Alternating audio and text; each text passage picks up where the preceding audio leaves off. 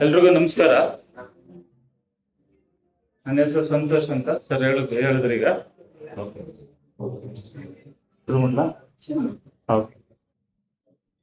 ಮಕ್ಕಳೇ, ಇವತ್ತು ನಿಮ್ಗೆ ಗೊತ್ತು ಕೇಳಿಸ್ತಾ ಇದೆಯಲ್ಲ?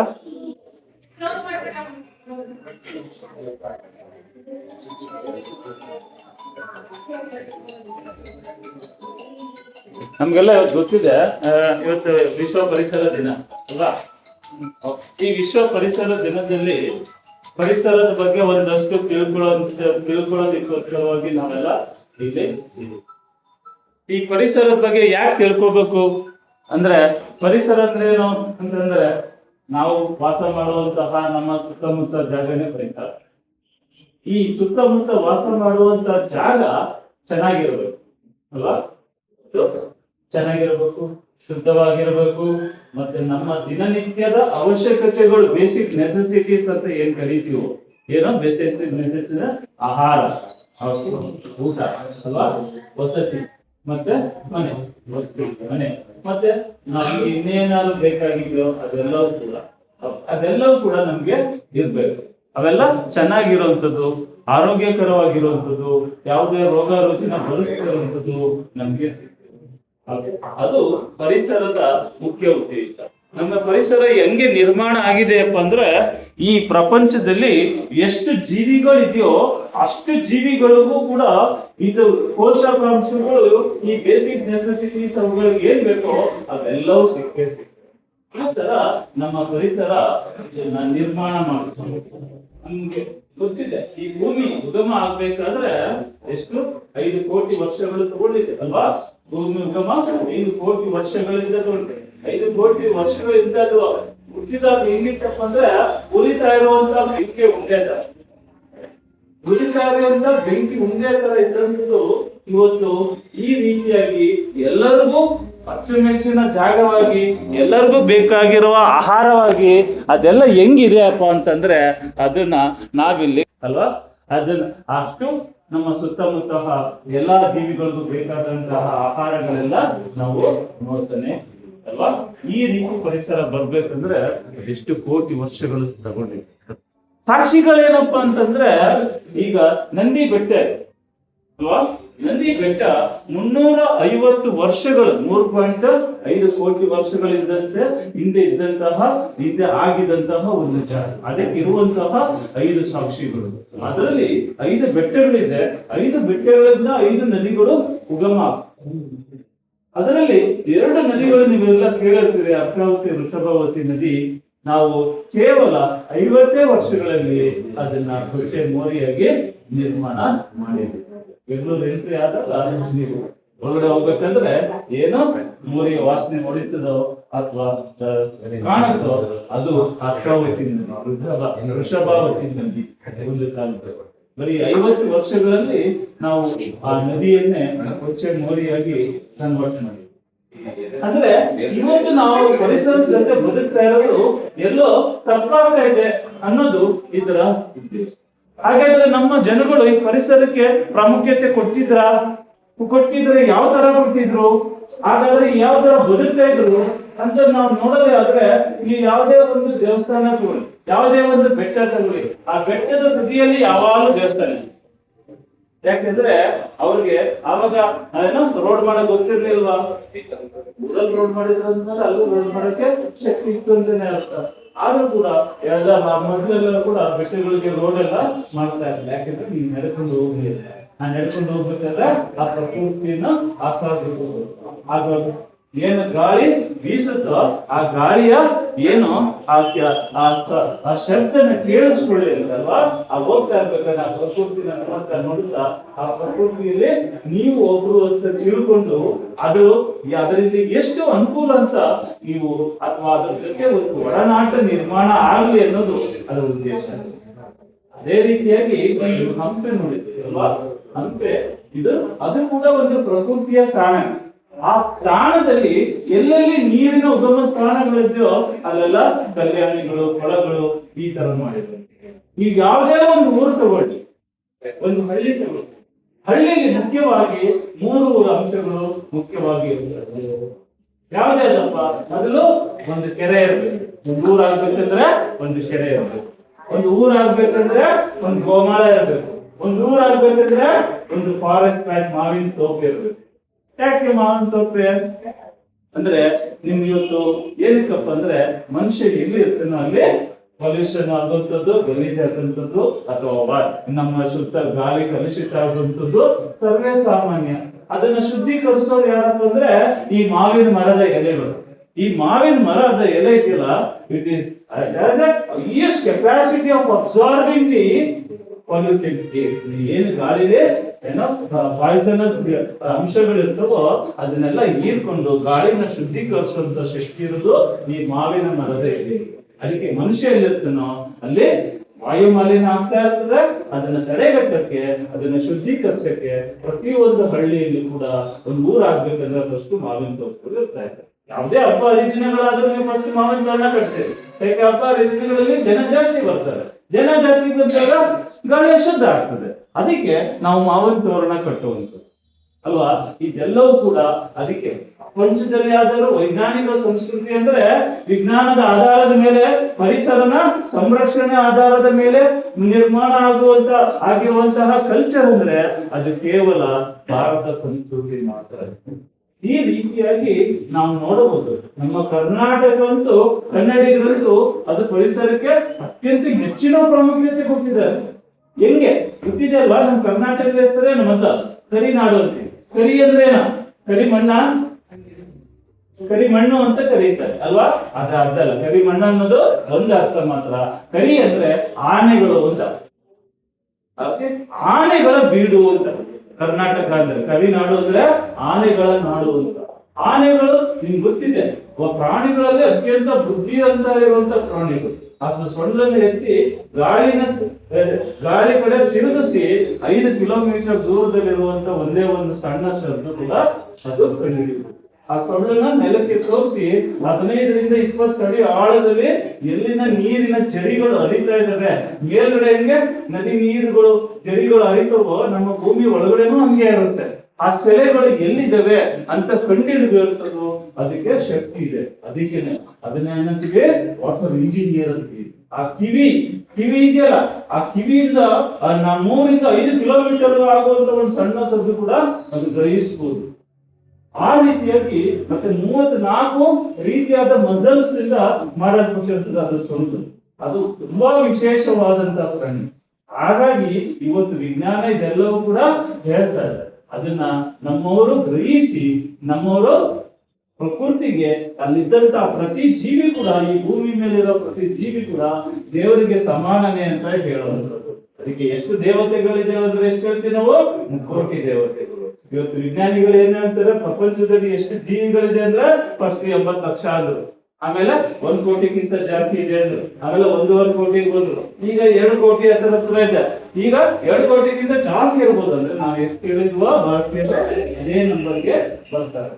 ಹಾಗಾಗಿ ಅಂದ್ರೆ ಪ್ರತಿಯೊಂದು ಜೀವಿ ಕೂಡ ಈ ಭೂಮಿಯಲ್ಲಿ ಜೀವನ ನಡೀಬೇಕಂದ್ರೆ ಪ್ರತಿಯೊಬ್ಬರು ಕೂಡ ಬೇಕು. ವೈರಸ್ ಇಂದ ಹಿಡಿದು ಬ್ಯಾಕ್ಟೀರಿಯಾದಿಂದ ಹಿಡಿದು ಇವತ್ತು ಮೋಸ್ಟ್ ಅಡ್ವಾನ್ಸ್ಡ್ ಅನಿಮಲ್ ಮನುಷ್ಯರದವ್ರಿಗೆ ಎಲ್ಲರೂ ಕೂಡ ಬೇಕು. ಎಲ್ಲರೂ ಕೂಡ ಅದರ ಕೆಲಸನ ನಿರ್ವಹಿಸಬೇಕು. ಇದನ್ನ ನೋಡ್ಬೇಕಾದ್ರೆ ಒಂದು ಮೀನಿನ ಕಥೆನ ನೀವು ನೋಡ್ಬೇಕಾದ್ರೆ ಸಾಲ್ಮನ್ ಫಿಶ್ ಅಂತ. ಸಾಲ್ಮನ್ ಫಿಶ್ ಪಾಪ್ಯುಲರ್ ನಿಮ್ಗೆ ಪೆಸಿಫಿಕ್ ಓಷನ್ ಅಲ್ಲಿ ಇರುವಂತದ್ದು. ಆ ಪೆಸಿಫಿಕ್ ಓಷನ್ ಇಂದ ನಾರ್ತ್ ಅಮೆರಿಕ ಇದೆಯಲ್ಲ, ಆ ನಾರ್ತ್ ಅಮೆರಿಕಾದಲ್ಲಿ ಆ ಮೀನಿನ ವಿಶೇಷ ಏನಪ್ಪ ಅಂದ್ರೆ ಅದು ಮೊಟ್ಟೆ ಇಡುವಂತ ಸಮಯಕ್ಕೆ ಬಂದಾಗ ಅದೇನಾಗುತ್ತೆ? ಕೆಂಪುಗೆ ತಿರ್ಕೊಳ್ಳುತ್ತೆ. ಆ ಕೆಂಪುಗೆ ತಿರ್ಕೊಂಡಾಗ ಆ ಸಮುದ್ರದಿಂದ, ಪೆಸಿಫಿಕ್ ಓಷನ್ ಇಂದ ಆ ನದಿ ಬಂದು ಸೇರುತ್ತಲ್ಲ, ಆ ನದಿ ಸೇರುವ ಜಾಗದಿಂದ ನದಿಯ ವಿರುದ್ಧವಾಗಿ ಈಜೋದಕ್ಕೆ ಶುರು ಮಾಡುತ್ತೆ. ಎಷ್ಟು ಅಂದ್ರೆ 1000 ಕಿಲೋಮೀಟರ್. ಈ ರೀತಿ ಪ್ರತಿ ವರ್ಷನೂ ಕೂಡ ನಡೆಯುತ್ತೆ. ಅದು ನದಿಯ ಎದುರಾಗಿ ಈಚ್ಕೊಂಡು ಬೆಟ್ಟ, ಗುಡ್ಡ, ಏನೋ ವಾಟರ್ ಫಾಲ್, ಜೋಗ ಜಲಪಾತಗಳ ಇರುವಂತಹ ಎತ್ತರವಾದ ಜಲಪಾತಗಳು, ಇವೆಲ್ಲವನ್ನು ಆಡ್ಕೊಂಡು ವಿರುದ್ಧವಾಗಿ ನೆದ್ದು ಕೂಡ ಈಚ್ಕೊಂಡು ಹೋಗುತ್ತೆ. ಅದನ್ನ ಕಾಯ್ಕೊಂಡು ಸಾಕಷ್ಟು ಪ್ರಾಣಿಗಳಿರ್ತವೆ. ಯಾವ್ದು ಮೊಟ್ಟೆಗಳಿರ್ತವೆ, ಕರಡಿಗಳು, ಹಿಮಕರಡಿಗಳು ಅಂತ ಕೇಳ್ತೀರಲ್ವಾ, ಅವುಗಳಿರ್ತವೆ. ಬ್ರೌನ್ ಕಲರ್ ಇರುವಂತ ಕರಡಿಗಳಿರ್ತವೆ. ಅವೆಲ್ಲವೂ ಕೂಡ ಕಾಯ್ಕೊಂಡು ಅದನ್ನ ಹಿಡಿಯೋಕೆ ತಿನ್ನೋಕೆ ಕಾಯ್ಕೊಂಡು ಆ ಜಾಗದಲ್ಲಿ ಇರ್ತವೆ. ಆ ರೀತಿಯಾದಂತ ಇಷ್ಟೆಲ್ಲ ಅಪಾಯಗಳು ಅದ್ಯಾಕೆ ಆ ರೀತಿಯಾಗಿ ನದಿಯ ವಿರುದ್ಧವಾಗಿ ಹೋಗ್ಬೇಕು? ಅಲ್ಲಿ ಕಾಡಲ್ಲಿ ಇರುವಂತಹ ಕಾಡಿನ ಮಧ್ಯೆ ಹಾದು ಹೋಗುತ್ತೆ ಆ ನದಿ, ಅದರ ಮಧ್ಯೆ ಎಲ್ಲ ಹೋಗುತ್ತೆ. ಅಲ್ಲಿ ಸಾಕಷ್ಟು ಪ್ರಾಣಿಗಳು, ಬೇಟೆ ನಾಯಿಗಳು ಇಂಥವೆಲ್ಲ ಅದಕ್ಕೆ ಹಿಡಿಯೋಕೆ ಕಾಯ್ಕೊಂಡಿರ್ತವೆ. ಈ ರೀತಿಯಾದಂತಹ ಇಷ್ಟೊಂದೆಲ್ಲ ಇದ್ರು ಕೂಡ ಅದು ಯಾಕಪ್ಪ ಅಷ್ಟು ದೂರ ಹೋಗ್ಬೇಕಂದ್ರೆ ಅಷ್ಟೆಲ್ಲ ಹೋಗಿ ಅದು ಮೊದಲು ಅದ್ರ ತಾಯಿ ಹುಟ್ಟಿರ್ತಾನೆ, ಅದರ ತಾಯಿ ಹುಟ್ಟಿರ್ತ ಒಂದು ದೊಡ್ಡದಾದಂತಹ ಕೊಳದ ರೀತಿ ಜಾಗಕ್ಕೆ ಹೋಗುತ್ತೆ. ಆ ಜಾಗಕ್ಕೆ ಹೋಗಿ ಅಲ್ಲೇನ್ ಮಾಡುತ್ತೆ, ಮೊಟ್ಟೆ ಇಟ್ಟು ಅದು ಸತ್ತೋಗುತ್ತೆ. It is a great journey. ಆ ಗ್ರೇಟ್ ಜರ್ನಿ ಕೆಲಸ ಏನಪ್ಪಾ ಅಂದ್ರೆ ಮೊಟ್ಟೆ ಇಟ್ಟು ಅದು ಸತ್ತೋಗುತ್ತೆ. ಆಮೇಲೆ ಆ ಮೊಟ್ಟೆಯಿಂದ ಬಂದಂತ ಮರಿಗಳೇನ್ ಮಾಡ್ತವೆ, ಅದೇ ದಾರಿಯಲ್ಲಿ ವಾಪಸ್ ಬರ್ತದೆ. ನದಿ ಈಗ ನದಿ ಹರಿಯೋ ದಿಕ್ಕಿನಲ್ಲಿ ಅದರ ಮರಿಗಳೆಲ್ಲ ಈದ್ಕೊಂಡು ಅದೇ ರೀತಿಯಾಗಿ ಆ ಪ್ರಾಣಿಗಳೆಲ್ಲ ಮಧ್ಯದಲ್ಲಿ ಕಾಯ್ಕೊಂಡು ಅದರದ್ದೇ ಆದ ವೈಶಿಷ್ಟ್ಯವಾದಂತ ಅದೇ ಒಂಥರ ಹಿಡಿಯುತ್ತೆ, ಕಣ್ಣಿನೇ ಒಂಥರ ಹಿಡಿಯುತ್ತೆ, ತೋಳಗಳೇ ಒಂಥರ ಇರುತ್ತೆ, ಮೊಸಳೆಗಳೇ ಒಂಥರ ಇರುತ್ತೆ. ಬಾಯಿ ಅಂತ ಆದಷ್ಟು ಹಿಂಗಿರೋವೆಲ್ಲ ಮೊಸಳೆಗಳಂದ್ರೆ ಬರೀ ಜಲಪಾತ ಬಿಡುತ್ತಲ್ಲ ಅಲ್ಲಿ ಬಾಯಿ ಅಂತ ತಕೊಂಡಿರ್ತದೆ. ಜಸ್ಟ್ ನೆಗಿಬೇಕಾದ್ರೆ ಬಂದು ಬಾಯಿ ಬಿಟ್ಟಂತ ಹೇಳ್ತಿರುತ್ತೆ. ಮತ್ತೆಲ್ಲ ಈ ತರ ಎಲ್ಲ ಮಾಡಿ ಯಾವ ಈ ಜರ್ನಿಲಿ ಎಸ್ಕೇಪ್ ಆಗಿ ಸಮುದ್ರ ಸೇರುತ್ತಾ ಅಲ್ಲಿ ಮತ್ತೆ ಹೊಸ ಹೊತ್ತು ಶುರುವಾಗುತ್ತೆ. ಯಾಕೆ ಹಿಂಗೆಲ್ಲ ನಡೀತಾ ಇದೆ ಅಂದ್ರೆ ಅದರ ಉದ್ದೇಶನ ಅಲ್ಲಿ ಸಾವಿರಾರು ಪ್ರಾಣಿಗಳಿದ್ದಾವಲ್ಲ, ಫುಡ್ ಚೈನ್ ಅಂತ ಕರಿತೀವಿ. ಪ್ರತಿಯೊಂದು ಪ್ರಾಣಿಗೂ ಆಹಾರ ಬೇಕು ಅಲ್ವಾ? ಆ ಲಕ್ಷಗಟ್ಟಲೆ ಮೀನು ಆ ತರ ಹೋಗದೆ ಹೋದ್ರೆ ಅಲ್ಲಿರುವಂತ ಕರಡಿ ಆಗ್ಲಿ, ಮೊಸಳೆ ಆಗ್ಲಿ, ಕಾಡಿನ ಯಾವುದೇ ಜೀವಿಗಳಾಗಿ ಸರಿಯಾಗಿ ಊಟ ಸಿಗೋದಿಲ್ಲ. ಅದರಲ್ಲಿ ಒಂದು ಫ್ಯಾಟ್ ಕಂಟೆಂಟ್ ಇರ್ತದೆ. ಆ ಕರಡಿಗೆ ಆ ಫ್ಯಾಟ್ ಬೇಕು. ಆ ಹಿಮ ಕರಡಿಗೆ ಎಸ್ಪೆಷಲಿ 6 ತಿಂಗಳು ಹೋಗಿ ಹಿಮದಲ್ಲಿ ಮಲಿಕೊಂಡ್ಬಿಡುತ್ತದೆ. 6 ತಿಂಗಳು ಎದ್ದೇಳೋದೇ ಇಲ್ಲ. ಅಷ್ಟು ಆಹಾರ ಬೇಕು ಅನ್ನೋದು ಎಲ್ಲಿ ಸಿಗುತ್ತಪ್ಪ ಅಂದ್ರೆ ಈ ಮೀನಲ್ಲಿ ಇರುತ್ತಂತ ಫ್ಯಾಟ್ ಕಂಟೆಂಟ್ ಅದಕ್ಕೆ ಸಿಗುತ್ತೆ. ಹಾಗಾಗಿ ಇದನ್ನ ಜೀವ ಚಕ್ರ ಅಂತ ನಾವು ಕರೆಯುವಂಥದ್ದು, ಫುಡ್ ಚೈನ್ ಅಂತ ನಾವು ಕರೆಯುವುದು. ಇಲ್ಲ ಅಂದ್ರೆ ಅಲ್ಲಿ ಇರುವಂತಹ ಯಾವ ಜೀವಿಗಳು ಪ್ರಾಣಿಗಳು ಕೂಡ ಸರಿಯಾಗಿ ಬದುಕಲಿಕ್ಕೆ ಆಗಲ್ಲ ಅಲ್ವಾ? ಇದು ಅದರ ಉದ್ದೇಶ. ಅಂದ್ರೆ ಪ್ರಕೃತಿಯಲ್ಲಿ ಪ್ರತಿ ಜೀವಿಗೂ ಸ್ಥಾನ ಇದೆ ಅಲ್ವಾ? ಪ್ರತಿ ಯಾವ ಜೀವಿಗೂ ವೇಸ್ಟ್ ಇಲ್ಲ. ಯಾವ ಒಂದಕ್ಕೊಂದು ನನ್ನ ಮೊಮ್ಮಗನಿಗೆ ಮರಿ ಮೊಮ್ಮಗನಿಗೆ ಬೇಕು ಅಂತ ಶೇಖರಣೆ ಮಾಡಿ ಇಟ್ಕೊಳ್ಳಲ್ಲ. ಈ ಮನುಷ್ಯ ಮಾತ್ರನೇ ಎಲ್ಲಾರ್ಗು ನನ್ಗೂ ಹೋಗ್ಬೇಕು, ನಮ್ಮ ಮನೆಯವ್ರಿಗೂ ಬೇಕು, ನಮ್ಮ ಮುಂದಿನ 10 ಜನಾಂಗಕ್ಕೂ ಬೇಕು ಅಂತ ನಾವುಗಳು ಮಾತ್ರ ಮಾಡುವಂಥದ್ದು. ಓಕೆ, ಆ ಶೇಖರಣೆ ಮಾಡಿ ಇಟ್ಕೊಳ್ಳುವಂಥದ್ದು. ಹೌದು, ನೋಡಬಹುದು ಈ ಇರಿ ಯಜ್ಞಗಳಿರ್ತಾವಲ್ಲ, ತೋಡ ಅಂತ ಕೇಳಿದ್ದೀರಾ? ಅವ್ರಿಗೆ ತಿಂದಿದ್ದೀರಾ? ತಿಂದಿರ್ತಾರೆ. ಹಿಂದೆ ಇನ್ನೊಂದು ಸ್ವಲ್ಪ ಜಾಸ್ತಿ ತಿಂತಾರೆ. ಅದೇನ್ ಮಾಡುತ್ತೆ, ಆ ಬೆಳೆ ಬೆಳೀತಾ ಇರ್ತದಲ್ಲ, ಆ ದವಸ ಧಾನ್ಯನ ಕಟ್ ಮಾಡ್ಕೊಂಡು ಹಂಗೆ ತಗೊಂಡೋಗಿ ಶೇಖರಣೆ, ಈ ಅಳಿಲು ಈ ತರ ಪ್ರಾಣಿಗಳೆಲ್ಲ ಶೇಖರಣೆ ಮಾಡಿ ಒಂದ್ ಕಡೆ ಇಟ್ಕೊಂಡಿರ್ತಾರೆ. ಅದು ಕೆಲವು ಸಮಯದಲ್ಲಿ ಎಷ್ಟಾಗ್ತದೆ ಕಳಿಸ್ಕೊಳ್ತೀನಿ, ಕೆಲಸ ಮರ್ತೇ ಹೋಗುತ್ತೆ. ಭೂಮಿ ಮುಚ್ಚೋಗಿ ಮುಚ್ಚಾಗಿ ಇನ್ನೊಂದಾಗಿ ಅದು ಅಲ್ಲ ಹೊಸ ಗಿಡವಾಗಿ ಬೆಳೆಯುತ್ತೆ. ಗೊತ್ತಿಲ್ಲ, ಅದಕ್ಕೆ ಗೊತ್ತಿರದಂಗೆ ಅದೇ ಪ್ರಕೃತಿಯ ಕೆಲಸ ಮಾಡುವಂಥದ್ದು ಕೂಡ ನೀವು ನೋಡಬಹುದು. ಈ ಹಾರ್ನ್ ಬಿಲ್ ಅಂತ ಕೇಳಿದ್ದೀರಾ? ಮಂಗಟ್ಟೆ ಪಕ್ಷಿ ಅಂತ. ಅದನ್ನ ನರ್ಸರಿ, ಕಾಡಿನ ನರ್ಸರಿ ಮಾಡುವಂತವರು ಅಂತ ಹೇಳ್ತಾರೆ. ಅದರ ಪಿಕ್ಕೆಯಿಂದ ಬಂದಂತಹ ಬೀಜಗಳು ತಿಂದು ಆಮೇಲೆ ಬಂದ್ಮೇಲೆ ಅದು ಮೊಳಕೆ ಹೊಡೆಯುವಂಥದ್ದು. ಅಷ್ಟೇ ಯಾಕೆ, ಗಂಧದ ಮರ ಇದೆಯಲ್ಲ, ಆ ಕೋಗಿಲೆ ಮತ್ತೆ ಕೆಂಬೂತಿಗಳಿಗೆ ಗಂಧದ ಮರದ ಹಣ್ಣನ್ನ ತಿಂದು ಅದರಲ್ಲಿ 5 ಅಸಿಡಿಕ್, ಎಷ್ಟು ಅಸಿಡಿಕ್ ಅಂದ್ರೆ ಮನುಷ್ಯನದ 5 ಅಸಿಡಿಕ್, ಅದಕ್ಕಿಂತ 10 ಪಟ್ಟು ಜಾಸ್ತಿ ಅಸಿಡಿಕ್ ಎನ್ವೈರನ್ಮೆಂಟ್ ಇರ್ತದೆ ಅದ್ರ ಹೊಟ್ಟೆಯಲ್ಲಿ.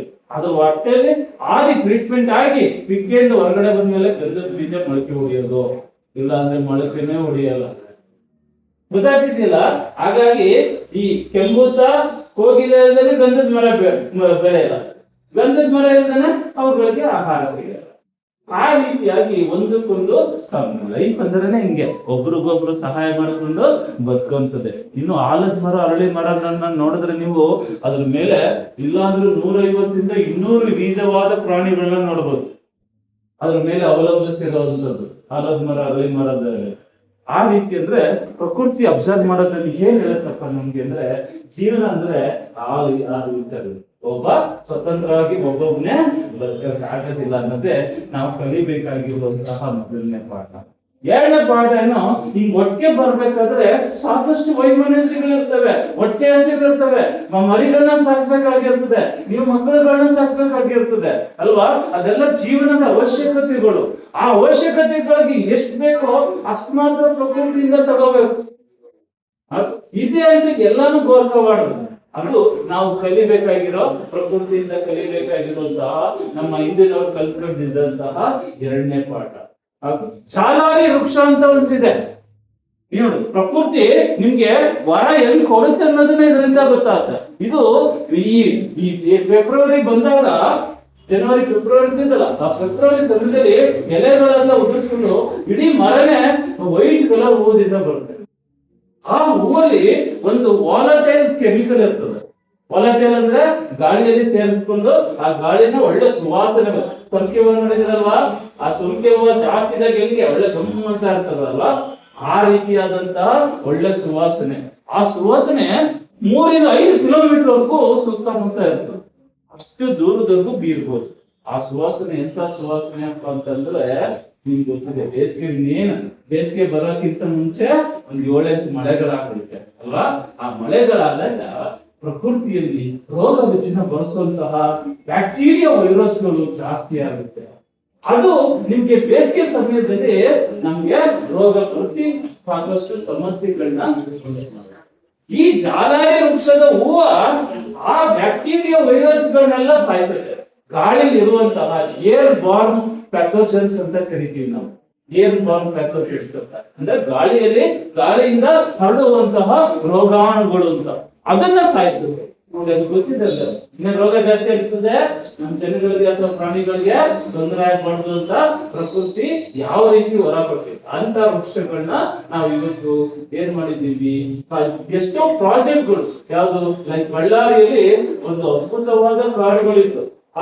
ಅಲ್ಲಿ ಕಬ್ಬಿಣದ ಅಂಶ ತೆಗೆಯೋಕ್ಕೋಸ್ಕರ ಲಕ್ಷಾಂತರ ಇಂತಹ ಪವಿತ್ರವಾದಂತಹ ಮರ, ಇಷ್ಟೊಂದು ಒಳ್ಳೆ ಮಾಡೋದು ನಮಗೆ ಪವಿತ್ರವಲ್ಲ, ಇಂತಹ ಮರಗಳನ್ನ ಕಡ್ದಾಕಿ ಇವತ್ತು ನಾವು ಸುತ್ತಮುತ್ತ ಎಲ್ಲ ಕಡ್ದಾಕಿ ಅದನ್ನ ನಾಶ ಮಾಡಿರೋದ್ರಿಂದ ಇವತ್ತು ರೋಗ ರುಜಿನ ಎಷ್ಟು ಜಾಸ್ತಿ ಆಗಿದೆ. ಇನ್ನೂ ಒಂದು ಇವತ್ತು ಕರೆಂಟ್ ಪ್ರಾಜೆಕ್ಟ್ ಬಗ್ಗೆ ಹೇಳೋದೇ ಆದ್ರೆ ಯಾವುದು ಮೇಕೆದಾಟು ಯೋಜನೆ. ಈ ಮೇಕೆದಾಟು ಎಂತ ಅಮೂಲ್ಯವಾದಂತಹ ಅದು ಪರಿಸರ ಅಂತಂದ್ರೆ ಅದು 2.5 ಬಿಲಿಯನ್ ಇಯರ್. ಭೂಮಿಯ ಇತಿಹಾಸದಲ್ಲಿ ಅರ್ಧ ಇತಿಹಾಸ. 5 ಬಿಲಿಯನ್ ಇಯರ್ ಅಂದ್ರೆ 2.5 ಬಿಲಿಯನ್ ಇಯರ್ಸ್ ಅಷ್ಟು ಹಳೇದಾದಂತಹ ಕಾಡೋದು. ಅಲ್ಲಿರುವಂತಹ ಬಂಡೆ ಕಲ್ಲುಗಳಿಗೆ ಅಷ್ಟು ದೊಡ್ಡದಾದಂತ ಇತಿಹಾಸನೇ ಇದೆ. ಅದನ್ನ ರೋಲಿಂಗ್ ಚೈನ್ ಮೌಂಟೇನ್ಸ್ ಅಂತೀವಿ. ಹೆಂಗಂದ್ರೆ ಒಂದು ಬೆಟ್ಟ ಮತ್ತೆ ಬಾಳ್ಲಿ ತರ ಆಕಾರದಲ್ಲಿ ಮತ್ತೆ ಇನ್ನೊಂದು ಬೆಟ್ಟ, ಈ ರೀತಿ ಒಂದು ಸೀರೆನ ಬಿಟ್ರೆ ಹಿಂಗ್ ಮರ್ಚ್ಕೊಳ್ಳುತ್ತೆ ಆ ತರ. ಅದಕ್ಕೆ ರೋಲಿಂಗ್ ಚೈನ್ ಮೌಂಟೇನ್ಸ್ ಅಂತ ಕರೀತೀವಿ. ನೀರ್ ಬಿದ್ದಂತದ್ದು ಬಾಣ್ಲಿ ತರ ಶೇಖರಣೆ ಆಗಿ ಆ ನೀರಿನ ಆ ಭೂಮಿಯ ಕೆಳಗಡೆಗೆ ಹಿಂಗಿ ನಿಮ್ಮ ವಾಟರ್ ಟೇಬಲ್ ಅಲ್ಲಿ ನೀರ್ನ ಜಾಸ್ತಿ ಮಾಡಿ ಅಲ್ಲಿ ಸಮೃದ್ಧಿಯಾಗಿ ಫಲವತ್ತತೆ ಜಾಸ್ತಿ ಆಗಿರೋತರ ಅಲ್ಲಿ. ಈಗ ನೆರಳೇನ್ ತಿಂತಾನಲ್ವಾ, ನೀವೇನ್ ನೋಡ್ತಾ ಇದ್ರಿ, ತಿಂತಾ ಇದ್ದೀರೋ ಅದು ಕಂಜಿ ಕಿಂಜಿ ನೆರಳನ್ನು. ಒಂದ್ ಮಾಮೂಲಿ ನೇರಳೆಣ್ಣೆ ನಿಮ್ಗೆ ಡಯಾಬಿಟಿಸ್ ಕ್ಯೂರ್ ಮಾಡುತ್ತೆ. ಅದರ ಬೀಜ ನಿಮ್ಗೆ ತಲೆ ಕೂದಲು ನೋಡ್ಕೊಳ್ಳುತ್ತೆ. ಅದಕ್ಕೆ ಈಗ 1/4 ಕೆಜಿಗೆ 100 ರೂಪಾಯಿ 50 ರೂಪಾಯಿ ಮಿನಿಮಮ್ ಇದೆ. ಇಷ್ಟೆಲ್ಲಾ ಮೆಡಿಸಿನ್ ವ್ಯಾಲ್ಯೂ ಎಷ್ಟು ತರ ಇದೆ ಅಂದ್ರೆ 30 ತರ ರೋಗಗಳಿಗೆ ಅದು ಒಂದೇ ನೇರಳೆಣ್ಣೆ. ಮತ್ತೆ ಎಲ್ಲದಕ್ಕಿಂತ ಇಂಪಾರ್ಟೆಂಟ್ ಐರನ್ ಕಂಟೆಂಟ್ ಮತ್ತೆ ರಕ್ತ ಕಣಗಳು ಜಾಸ್ತಿ ಆಗ್ಬೇಕು ನಮ್ಮ ದೇಹದಲ್ಲಿ. ಆ ರಕ್ತ ಕಣಗಳು ಜಾಸ್ತಿ ಆಗೋಕೆ ಈ ನೇರಳನ್ನು ಭಯಂಕರವಾಗಿ ಸಹಾಯ ಮಾಡುತ್ತೆ. ಹಾಗಾಗಿ ರಕ್ತ ಕಣಗಳು ಜಾಸ್ತಿ ಆಗ್ಬೇಕಂದ್ರೆ ಈ ನೇರಳನ್ನು ಬಳಕೆ ಆಗುತ್ತೆ. ಅದಕ್ಕೆ ಇಷ್ಟೊಂದು ಜನ ತಗೋತಾ ಇರ್ಬೇಕಾದ್ರೆ ನಮ್ ಜನ ಏನೋ ಮತ್ತೆ ದುರ್ಬುದ್ಧಿ ಬಂದು ಜಾಸ್ತಿ ರೇಟ್ ಮಾಡಿದ್ರು, ಮತ್ತೆ ಮಾಮೂಲಿ ಜನ ಕೊಂಡ್ಕೊಳ್ತಾರೆ ಅಲ್ವಾ. ಇದು ಒಂದು ಕತೆ, ನಮ್ಮ ಕತೆ. ಆದ್ರೆ ಈ ಕಾಡಿನ ಕಥೆಯಲ್ಲಿ ಏನಪ್ಪಾ ಅಂದ್ರೆ ಈ ಮೇಕೆದಾಟು ರೀಜನ್ ಅಲ್ಲಿ 10-20 ತರ ನೇರಳೆಹಣ್ಣುಗಳು ಬರ್ತವೆ. ಆ ನೇರಳೆಹಣ್ಣು ಎಷ್ಟು ಅಮೂಲ್ಯವಾದ ನೇರಳೆಹಣ್ಣುಗಳು ಅಂದ್ರೆ ಅದು ಯಲ್ಲಪ್ಪ ರೆಡ್ಡಿ ಅಂತ ವಿಜ್ಞಾನಿ ಏನ್ ಹೇಳ್ತಾರೆ, ಅದನ್ನ ಅಮೃತಕ್ಕೆ ಸಮಾನ ಅಂತ ಕರೀತಾರೆ. ಈ ರಕ್ತದ ಸಂಬಂಧಪಟ್ಟಂತಹ ಕಾಯಿಲೆಗಳು ಮತ್ತೆ ರಕ್ತನ ಶುದ್ಧೀಕರಿಸೋದ್ರ ಕೆಲಸ ಮಾಡುತ್ತೆ. ಅದು ನದಿ ನೀರಿಗೆ ಬಿದ್ದು ಆ ನದಿ ನೀರಲ್ಲಿ ಕರಗಿ ಈ ವನ್ಯಜೀವಿಗಳಿರ್ತಲ್ಲ, ಆನೆ, ಕರಡಿ, ಪ್ರಾಣಿಗಳೆಲ್ಲವೂ ಆ ಜಾಗಕ್ಕೆ ಆ ನೀರನ್ನ ಕುಡಿಯಕ್ಕೆ ಬರ್ತವೆ. ಕುಡಿದು ಅದಕ್ಕೆ ಡಾಕ್ಟರ್ ಇಲ್ವಲ್ಲ, ಅದು ಹಾರ್ಟ್ ಡಾಕ್ಟರ್ ಅಂತ ಮೊದಲೇ ಇಲ್ಲ ಅಲ್ವಾ, ಸ್ಪೆಷಲಿಸ್ಟ್ ಡಾಕ್ಟರ್ಗಳು. ಅದಕ್ಕೆ ಏನ್ ವಾಸಿ ಮಾಡ್ಕೊತವೆ ಅಂದ್ರೆ ಈ ಜಾಗ ಬಂದು ಆ ನೀರನ್ನ ಕುಡಿದು, ಏನು ಮೆಡಿಕೇಟೆಡ್ ವಾಟರ್ ಅಂತ ಇವತ್ತಿನ ಬಾಟಲ್ ಕರೆಯೋದಾದ್ರೆ ಔಷಧಿ ಗುಣ ಇರುವಂತಹ ನೀರು, ಆ ನೀರನ್ನ ಕುಡಿದು ರೋಗ ರುಜಿನ ಬರದೇ ಬಗ್ಗೆ ನೋಡುದು. ಈಗ ನಾವು ಅಲ್ಲೊಂದು ಡ್ಯಾಮ್ ಕಟ್ಟಿ ಮುಳುಗಿಸ್ಬಿಟ್ರೆ ಆ ನೇರಳೆ ಮರಗಳು ಏನ್ ಲಕ್ಷ ಲಕ್ಷ ಗಟ್ಟಲೆ ಇದೆ, ಅದು ಬೇರೆ ಕಡೆ ಅಷ್ಟು ಸುಲಭವಾಗಿ ಬೆಳೆಯಲ್ಲ. ಅದು ಅಲ್ಲಿ ಮಾತ್ರ ಅಷ್ಟು ಸಂಖ್ಯೆಯಾಗಿ ಲಕ್ಸುರಿಯಾಗಿ ಅಷ್ಟು ಮೆಡಿಸಿನ್ ವ್ಯಾಲ್ಯೂಸ್ ಸಮೇತ ಇರುವಂತದ್ದು. ಈಗ ಲಾಸ್ ಯಾರಿಗೆ? ನಮ್ಗೇನೆ ಅಲ್ವಾ, ಅಲ್ಲಿರುವಂತ ವನ್ಯಜೀವಿಗಳಿಗೆ ಮತ್ತೆ ಅಲ್ಲಿರುವಂತಹ ಪ್ರಕೃತಿಗೆ. ಹಾರ್ಟ್ ರೀಚ್ಗೆ ಅಂತ ಇನ್ನೊಂದು ಮರ ಇದೆ. ಈ ಮರದ ಗುಣಲಕ್ಷಣ ಏನ್ ಗೊತ್ತಾ? ಈ 12-13 ಫ್ಯಾಕ್ಟರಿಗಳು ತಮಿಳುನಾಡಿಂದ ಬಂದಂತವು ಅರ್ಕಾವತಿ, ವೃಷಭಾವತಿ ನದಿ ತೀರದಲ್ಲಿ ಮಾಡಿದ್ರು. ಮಾಡಿದ ಪರಿಣಾಮವಾಗಿ ಏನಂತಂದ್ರೆ ಏನು ಪ್ಯೂರಿಫೈನೇ ಮಾಡಿದೆ, ವಿಷಪೂರಿತವಾದ ಅನಿಲಗಳನ್ನ ಆ ನದಿಗಳಿಗೆ ಬಿಡಕ್ ಶುರು ಮಾಡಿ. ಪಾಯ್ಸನ್, ಲೆಡ್, ಆರ್ಸಿನಿಕ್ ಇಂಥ ಕಂಟೆಂಟ್. ಈ ಹಾರ್ಟ್ವಿಕ್ಕಿಯ ಗಿಡ ಏನ್ ಮಾಡುತ್ತೆ, ಆ ತೊಗಟೆ ನಿಧಾನವಾಗಿ ಕಲ್ತಾದ್ಮೇಲೆ ಸ್ವಲ್ಪ ಚಕ್ಕೆ ತರ ಬಂದು ಆ ನದಿ ಒಳಗಡೆ, ನದಿ ಜರಿ ಒಳಗಡೆ ಬಿದ್ದಾಗ ಅದು ಕರಗಿ ಕರಗಿ ಕರಗಿ ಆ ಚಕ್ಕೆ ಅಬ್ಸರ್ವ್ ಏನ್ ಮಾಡುತ್ತಪ್ಪ ಅಂದ್ರೆ ಈ ಪಾಯ್ಸನಸ್ ಮೆಟಲ್ಸ್ ಗಳಿದ್ದಾವಲ್ಲ, ಲೆಡ್, ಆರ್ಸಿನಿಕ್, ಪಾಯ್ಸನಸ್ ಮೆಟಲ್ಗಳು ಮನುಷ್ಯನ ಅಥವಾ ಯಾವುದೇ ಪ್ರಾಣಿಗಳಿಗೆ ರೋಗ ಬರಿಸುವಂತ ಅದನ್ನ ಅಬ್ಸರ್ವ್ ಮಾಡ್ಕೊಂಡು ಆ ನೀರ್ನ ಶುದ್ಧೀಕರಿಸಿ. ಗೊತ್ತಾಗ್ತಿದೆಯಲ್ಲ, ಇನ್ನೊಂದು ಕಿಲೋಮೀಟರ್ 2 ಕಿಲೋಮೀಟರ್ ನದಿ ಹರಿದು ಹೋಗೋದಕ್ಕೆ ಮತ್ತೆ ನಿಮ್ಗೆ ಒಳ್ಳೆ ಶುದ್ಧವಾದ ಕುಡಿಯೋ ನೀರು ನಿಮ್ಗೆ ಸಿಗುತ್ತೆ. ಪ್ರಕೃತಿ ಅಂದ್ರೆ ಹೀಗೆ ಏನ್ ಸಮಸ್ಯೆ ಇರುತ್ತೆ ಅದಕ್ಕೆ ಪರಿಹಾರ ಕೂಡ ಇರುತ್ತೆ. ಅದನ್ನ ನಾವು ನಮ್ಗಿಂತ ಮುಂಚಿತವಾಗಿ ಅದನ್ನ ನಮ್ಗೆ ಗೊತ್ತಾಗೋಕ್ಕಿಂತ ಮುಂಚಿತವಾಗಿ ಹಾಳು ಮಾಡ್ಕೊಂಡ್ರೆ ಅದರ ನಮ್ಗಾಗುವಂತ ಲಾಸು ಅಷ್ಟಿಷ್ಟಲ್ಲ. ನಾಳೆ ದಿನ ನೀವೊಬ್ಬ ದೊಡ್ಡ ವಿಜ್ಞಾನಿ ಆಗಿ ಪೆಟ್ರೋಲ್ ಕಂಡುಹಿಡಿಯುವಂತಹ, ನಿರ್ಮಾಣ ಮಾಡುವಂತಹ, ತಯಾರು ಮಾಡುವಂತಹ ಬ್ಯಾಕ್ಟೀರಿಯಾ ಕಂಡುಹಿಡಿಯಬಹುದು, ಪ್ರಕೃತಿಯಿಂದ ಎಕ್ಸ್ಟ್ರಾಕ್ಟ್ ಮಾಡಬಹುದು. ಆ ಪ್ರಕೃತಿನೇ ಇಲ್ಲ ಅಂದ್ರೆ ನೀವು ನಾಳೆ ದಿನ ಎಂತ ದೊಡ್ಡ ವಿಜ್ಞಾನಿ ಆದ್ರೂ ಕೂಡ ಯಾವುದೇ ಪ್ರಯೋಜನ ಇಲ್ಲ, ಪ್ರಕೃತಿ ಸಂಪತ್ತೇ ಇಲ್ಲ. ಅದರಿಂದ ನಿಮ್ಗೆ ಹೇಳ್ತಾ ಇರ್ತಾರೆ, ಯಾರೋ ಟೀಚರ್ಗಳು ಹೇಳಿರ್ತಾರೆ, ಏನು ಮೇಸ್ಟ್ರುಗಳಲ್ಲ, ನಿಮ್ ಬುದ್ಧಿ ಸರಿಯಾಗಿ ಕಲಿ ಅಂತ. ಏನಂತ? If health is loss, something is loss. If money is loss, nothing. ದುಡ್ಡು ಹೋದ್ರೆ ಏನೂ ಇಲ್ಲ, ಹೆಲ್ತ್ ಹೋದ್ರೆ ಏನೋ ಒಂದು loss. If character is loss, everything is loss ಅಲ್ವಾ. ಒಳ್ಳೆ ಬುದ್ಧಿ ಕಲಿದೆ ಹೋದ್ರೆ, ಕ್ಯಾರೆಕ್ಟರ್ ಇಲ್ಲದೆ ಹೋದ್ರೆ ನಮ್ ಜೀವನ ವ್ಯರ್ಥಾನೆ ಅಂತ. ಅದಕ್ಕೆ ಇನ್ನೊಂದು ಆಡ್ ಮಾಡ್ಕೋಬೇಕಂದ್ರೆ ಏನಪ್ಪಾ ಹೇಳ್ಬೇಕು, if biodiversity, environment is last, our future is also last. ನಮ್ಮ ಊರು ಅಲ್ಲಿರುವಂತ ಪ್ರಕೃತಿ ಸಂಪತ್ತು ಹಾಳಾದ್ರೆ ನಮ್ ಭವಿಷ್ಯನೇ ಹಾಳಾದಂಗೆ. ಗೊತ್ತಾಗ್ತಿದ್ಯಾ? ಒಂದೇ ಒಂದು ಉದಾಹರಣೆ ನಿಮ್ಗೆಲ್ಲ ಗೊತ್ತಿರುವಂತ ವೆರಿ ಪಾಪ್ಯುಲರ್ ಉದಾಹರಣೆ ಕೊಡ್ತೀನಿ ಇದಕ್ಕೆ. ಹಿಂದೆಲಿಂದ ಅದಕ್ಕೆ ಆ ಪ್ರಾಣಿ ಇವತ್ತು ನಮ್ಗೆ ದೇವರ ಸಮಾನ ಆಗಿರುವಂತದ್ದು ಯಾವುದು? ನಮ್ಮ ದೇಸಿ ಹಸುಗಳು ಅಲ್ವಾ. 10 kg ತೊಂದರೆ ಇದ್ರೆ 50 kg ಗೊಬ್ಬರ ಮಾಡಬಹುದು. ನೀವು ಹೈಬ್ರಿಡ್ ಹಸುಗಳು ಬಿಟ್ಬಿಡಿ, ಮಾಮೂಲಿ ಹಸು, ಆ ದೇಸಿ ಹಸುಗಳು 5-10 ಲೀಟರ್ ಕೊಡುತ್ತೆ ಅನ್ಕೊಂಡ್ರೆ, ಕಮ್ಮಿ ಹಾಲು ಕೊಡ್ತದೆ ಅಂದ್ರೆ ಅದರಲ್ಲಿ ನಿಮ್ಗೆ ಯಾರು ಊಟ ಕೊಡ್ತಾ ಇದ್ರೆ ಬೆಳಗ್ಗೆ 1/4 ಲೀಟ್ರು, ಮಧ್ಯಾಹ್ನ 1/4 ಲೀಟ್ರು, ಸಂಜೆ 1/4 ಲೀಟ್ರು ಕುಡ್ಕೊಂಡು ಬದುಕಬಹುದು. ಬದುಕಕ್ಕಾಗಲ್ವಾ? ಹಾಗಾದ್ರೆ ಒಂದು ಹಸು ಇದ್ರೆ ನಿಮ್ಗೆ ಊಟ ಕೇಳಂತಹ ಪ್ರಮೇಯ, ಬೇರೆಯವ್ರ ಹತ್ರ ಬೇಡ್ಕೊಳ್ಳಂತ ಪ್ರಮೇಯವೇ ಇಲ್ಲ. ಗಂಜಲ ಎಷ್ಟು ಗಂಜಲ ಕೊಡುತ್ತೆ ಒಂದು ಹಸು? ಗಂಜಲ ಎಷ್ಟು ಕೊಡುತ್ತದೆ? 5 ಲೀಟರ್, 10 ಲೀಟರ್ ಗೊತ್ತಿದ್ಯಾ? 1 ಲೀಟರ್ಗೆ 2,000 ರೂಪಾಯಿ ಇದೆ ದೇಸಿ ಹಸುಗಳು ಗಂಜಲ. ಯಾಕೆ ಗೊತ್ತಾ? 15 ತರ ಕ್ಯಾನ್ಸರ್ ಡ್ರಗ್ ನೇ ಎಕ್ಸ್ಟ್ರಾಕ್ಟ್ ಮಾಡಿದ್ದಾರೆ ಅದರಿಂದ. ನಾವು ಕ್ಯಾನ್ಸರ್ ಏನ್ ತರ ರೋಗ ಅಂತ ಹೇಳ್ತೀವಿ, ಈ ಕಡೆ ಕೇಳಿಸ್ತೀವಿ, ಭಯಂಕರವಾದ ರೋಗ ಅಂತ ಕರಿತೀವಿ. ಅದಕ್ಕೆ 15 ತರ ಡ್ರಗ್ಸ್ ನ ನಮ್ಮ ಭಾರತೀಯ ದೇಸಿ ತಳಿಗಳಿಂದ ಎಕ್ಸ್ಟ್ರಾಕ್ಟ್ ಮಾಡಿ ಔಷಧಿಯಾಗಿ ಆ ಕ್ಯಾನ್ಸರ್ ಈಗ 80-90% ವರೆಗೂ ಅಮೆರಿಕದಲ್ಲಿ, ಯುರೋಪ್ ಅಲ್ಲಿ ಟ್ರೀಟಬಲ್. ನಮ್ಮ ದೇಶದ ಹಸುಗಳಿಂದ ಬಂದಂತ ಇದು. ಆದ್ರೆ ನಮ್ಮ ದೇಶದಲ್ಲಿ ಅದೇ ರೋಗ ಇವತ್ತು ಕೂಡ ಪರಿಹಾರನೇ ಆಗ್ತಾ ಇಲ್ಲ. ಯಾಕೆಂದ್ರೆ ನಾವು ಅದನ್ನ ನಾಶ ಮಾಡಕ್ ಬಿಟ್ಟಿದೀವಿ. ನಮ್ಮ ದೇಶೀಯ ಹಸುಗಳನ್ನ ಬ್ರೆಜಿಲ್, ಅಮೆರಿಕ, ಭಾರತ ಬಿಟ್ಟರೆ ನೆಕ್ಸ್ಟ್ ಎಲ್ಲಪ್ಪ ಇದೆ ಅಂದ್ರೆ ಬ್ರೆಜಿಲ್ ಅಲ್ಲಿ ಇದೆ, ಅಮೆರಿಕಾದಲ್ಲಿ ಇದೆ, ಆಸ್ಟ್ರೇಲಿಯಾದಲ್ಲಿ ಇದೆ. ಅವರು ದಿನನಿತ್ಯ ಹೊಸ ತರ ಈ ಡ್ರಗ್ಸ್ ನ ಇನ್ನೂ 15 ತರ ಕಂಡುಹಿಡಿಬಹುದು ಅಂತ ಅಂದ್ಕೊಂಡು ಅದ್ರ ಸಾಕಷ್ಟು ದುಡ್ಡನ್ನ ಹಾಕಿ ರಿಸರ್ಚ್ ಮಾಡ್ತಾ ಇರೋದಂತ ನೋಡಬಹುದು. ಆದ್ರೆ ನಾವಿಲ್ಲಿ ಅದನ್ನ ಕಸಾಯಿಖಾನೆಗೆ ಕಳಿಸ್ತಾ ಇದ್ದೀವಿ. ಅವರ ಹೈಬ್ರಿಡ್ ಹಸುಗಳನ್ನ ಇಲ್ಲಿ ಬಳಕೆ ಮಾಡಕ್ಕೆ ಹಾಲು ಜಾಸ್ತಿ ಕೊಡುತ್ತೆ ಅಂತ ಇನ್ನೊಂದು ಯಾವ್ದೋ ಕಾರಣಗಳಿಗೆ ನಾವು ಬಳಕೆನ ಜಾಸ್ತಿ ಮಾಡ್ತಾ ಇದ್ದೀವಿ. ನಮ್ ದೇಶೀಯ ಹಸುಗಳನ್ನ ಬೆಳೆಸೋದನ್ನ ಕಮ್ಮಿ ಮಾಡ್ತಾ ಇದ್ದೀವಿ.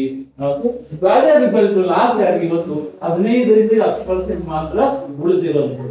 ಅವು ಕೂಡ ನಾವು ಲಾಸ್ ಆದ್ರೆ ಮೈಸೂರು ಹೆಸರೇನು ಅಂತ ಗೊತ್ತಿದೆ.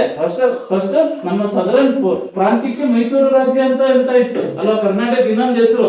ಮೈಸೂರು ಅಂದ್ರೆ ಏನ್ ಗೊತ್ತಾ? ಮೈಷಕ ರಾಕ್ಷ ಅಲ್ಲ, ಮೈಷಕ ಅಂದ್ರೆ ಎಮ್ಮೆ ಅಂತ ಗೊತ್ತಾಯ್ತಾ? ಎಮ್ಮೆಗಳ ತಾಣ ಅಂತ ಮೈಸೂರು ಅಂದ್ರೆ.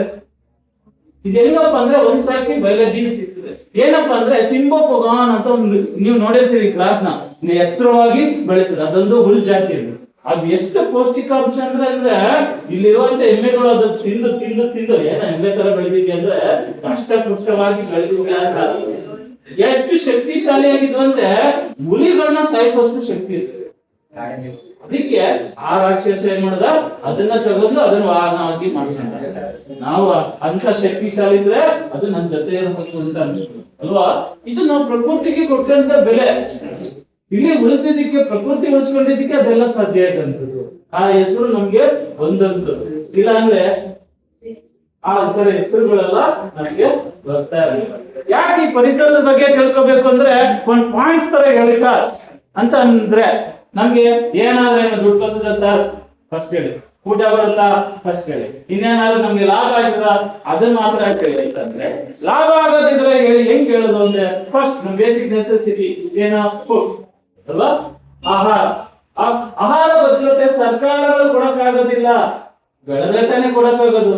ನೀನ್ ಅಕ್ಕಿನೇ ಬೆಳೆಯೋದಿಲ್ಲ ಅಂದ್ರೆ ಇವತ್ತು ನಮ್ಮ ಮಂಡ್ಯದಲ್ಲಿ ಏನ್ ಮಾಡ್ತಾ ಇದ್ರಿ, ಎಲ್ಲರೂ ಕೂಡ ತಮಿಳುನಾಡಿಂದ ಬರ್ತಾರೆ, ಅವರೇ ಭತ್ತದ ಬೀಜ ಕೊಡ್ತಾರೆ, ಮತ್ತೆ ಅವರೇ ಲಾರಿ ತುಂಬ್ಕೊಂಡು ಹೋಗ್ತಾರೆ. ನೀವೇನ ನಿಮ್ ಜಮೀನಲ್ಲಿ ಬೆಳೆದು ಬಾಡಿಗೆಗಾರ ಬೆಳೆದು ವಾಪಸ್ ಅವ್ರಿಗೆ ಕೊಡ್ತು. ಆದ್ರೆ ಒಂದ್ ಕಾಲು ಭಾಗವಾದ್ರೂ ಕೂಡ ನಮ್ಮ ಮನೆಗೆ ಏನ್ ಬೇಕು ಅದನ್ನ ಬೆಳ್ಕೊತಾ ಇದೀವ, ಅದನ್ನ ಬೆಳೆದುಕೊಳ್ಳೋದು ನಿಲ್ಲಿಸಿದ್ರು. ಈಗ ಏನಾಗುತ್ತೆ, ಈ ಅಕ್ಕಿ ಎಷ್ಟಕ್ಕೆ ತಗೊಂಡು ಹೋಗ್ತಾರೆ, ಮ್ಯಾಕ್ಸಿಮಮ್ ಬಹಳ ಜಾಸ್ತಿ ಅಂದ್ರೆ 20 ಅಷ್ಟೊಂದು ನಾವು ಅಷ್ಟು ಹೋಗಲ್ಲ ಅಂತ ಅನ್ಕೊಂಡಿದ್ದೀವಿ. 20 ರೂಪಾಯಿ 1 kgಗೆ 20 ರೂಪಾಯಿ ಅನ್ಕೊಳ್ಳೋಣ, ಜಾಸ್ತಿ ಅದು ಸಿಕ್ಕಾಪಟ್ಟೆ. ಇದನ್ನ ಅಲ್ಲಿಗೆ ತಗೊಂಡು ಹೋಗ್ತಾರೆ. ಈ ಚಿಪ್ಸ್, ಸಂಡಿಗೆಗಳು, ಫುಡ್ ಪ್ಯಾಕೆಟ್ ಅಲ್ಲಿ ಬರ್ತಾ ಇದೆ, ಆ ತರ ಪ್ರೋಸೆಸ್ ಮಾಡಿ ಪ್ಯಾಕೆಟ್ ಮಾಡಿ ನಿಮ್ಗೆ 50 ಗ್ರಾಮ್ಗೆ 20 ರೂಪಾಯಿ ಮಾಡ್ತಾರೆ. ಇವತ್ತು ಕುರ್ಕುರೆ, ಲೇಸು, ಚಿಪ್ಸ್ ಇದೆಲ್ಲ ನಮ್ಮ ಮಕ್ಕಳು ತಿಂತೇವ್ರೆ, ಅವ್ರಿಗೆ ಮನೇಲಿ ದೊಡ್ಡ ಗಲಾಟಿನೇ. ಅದಕ್ಕೆ ಏನೇನ್ ಹಾಕಿರ್ತಾರೆ, ಬರೀ ಭತ್ತದ ಅಕ್ಕಿ ಮಾತ್ರ ಹಾಕಿರಲ್ಲ, ಜೊತೆಗೆ ಪಾಯ್ಸನ್ ಕೆಮಿಕಲ್ಗಳು ಕೂಡ ನೀವು ತಿಂದ್ರೆ ಮತ್ತೆ ತಿನ್ಬೇಕು, ಇನ್ನೊಂದ್ ಸ್ವಲ್ಪ ಅಡಿಕ್ಟ್ ಆಗ್ಬೇಕು ಅಂತ ಕೆಮಿಕಲ್ಗಳನ್ನ ಹಾಕಿ ಅದಕ್ಕೆ ಕೊಟ್ಟಿರ್ತಾರೆ. ಈಗ 20 ಗ್ರಾಮ್ 100 ಗ್ರಾಮ್ಗೆ 20 ರೂಪಾಯಿ ಅಂದ್ರೆ ದುಡ್ಡು ಎಷ್ಟು ಹೋಯ್ತು.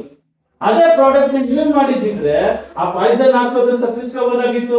ಒಂದು ನ್ಯೂಸ್ 1 ವರ್ಷದಿಂದ ಕೇಳಿದ್ರೆ ಬಾಳೆಕಾಯಿ ಚಿಪ್ಸ್ ಏನು ಕೇರಳದಿಂದ ಬರ್ತಾ ಇದೆ, ಅದರಲ್ಲಿ ಪಾಯ್ಸನಸ್ ಕೆಮಿಕಲ್ ಮಿಕ್ಸ್ ಮಾಡಿದ್ದಾರೆ ಅಂತ ಹೇಳಿ ಪೊಲೀಸ್ ಅದನ್ನೆಲ್ಲ ತಡೆಗಟ್ಟಿರುವಂತದನ್ನ ನೀವು ನ್ಯೂಸ್ ಅಲ್ಲಿ ನೋಡಿದ್ರಿ ಅಲ್ವಾ.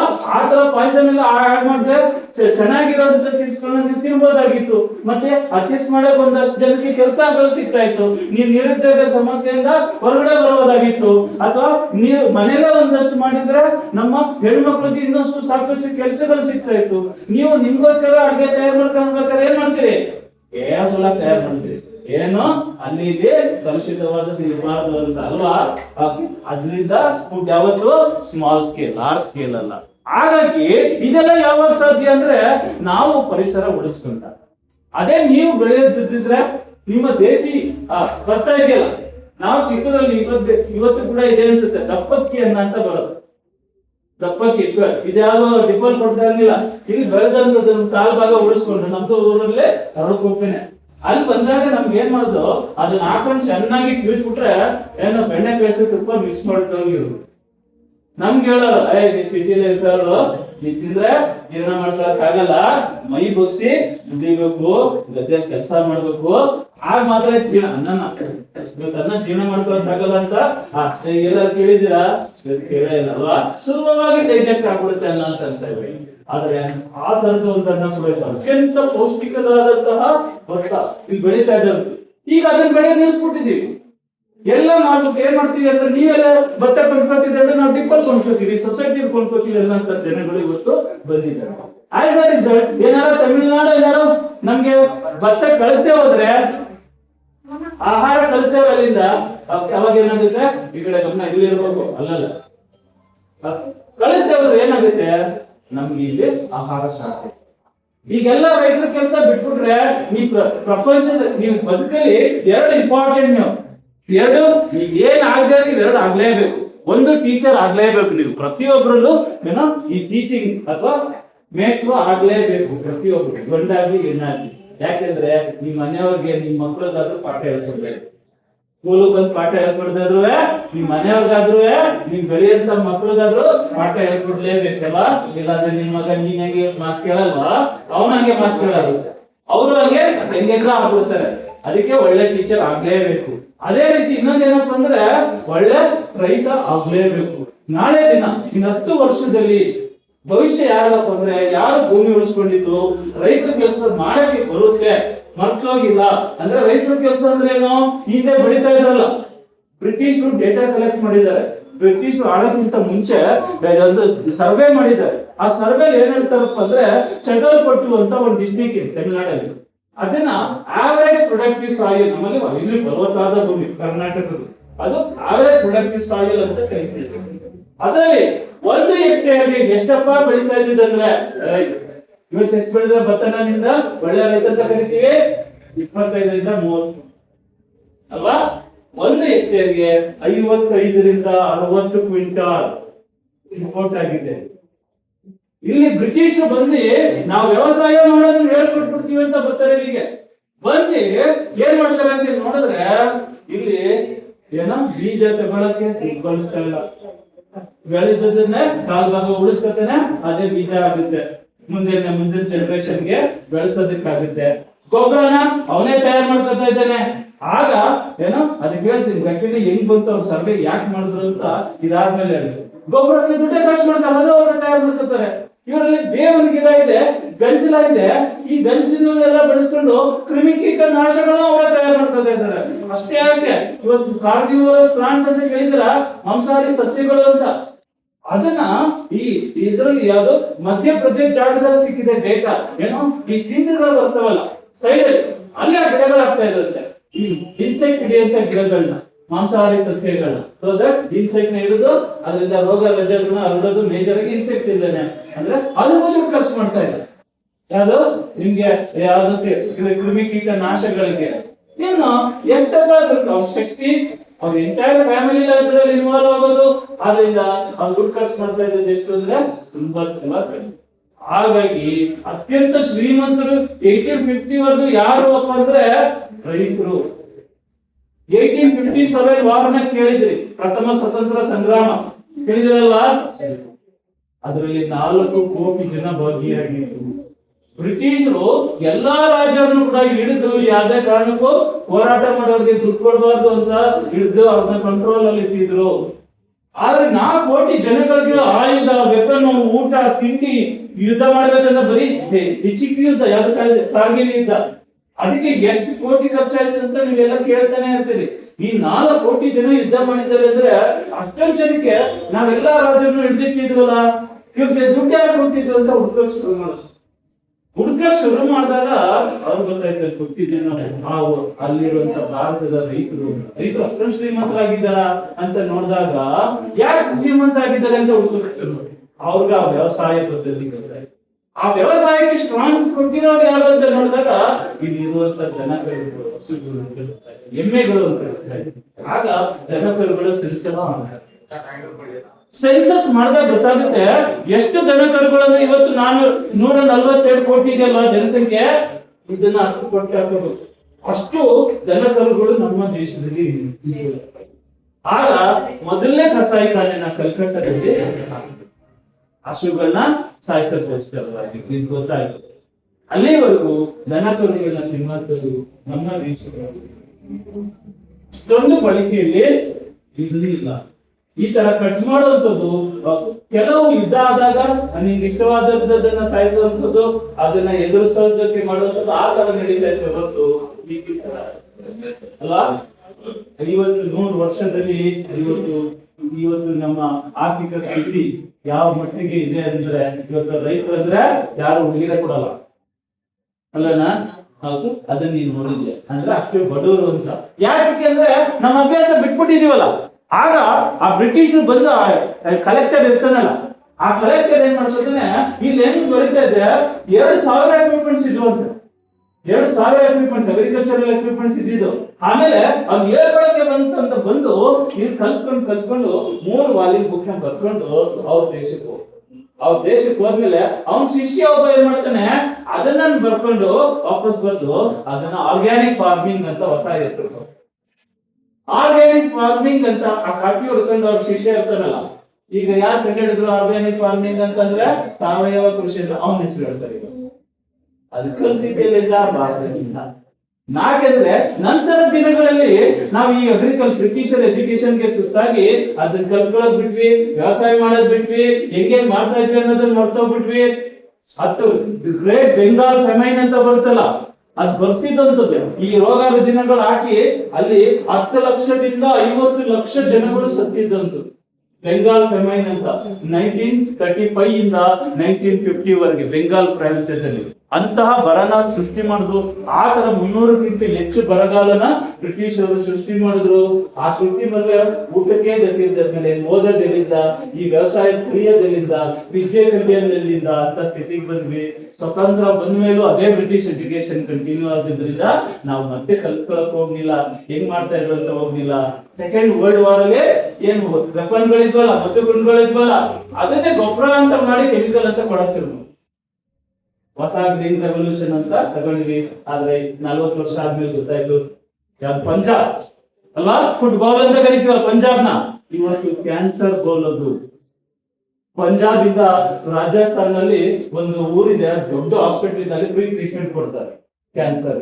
ಅದಕ್ಕೆ ಪಂಜಾಬ್ ಇಂದ ಹೋಗುವಂತ ಟ್ರೈನು ಯಾವಾಗಲೂ ತುಂಬಿಕೊಂಡಿರ್ತದೆ.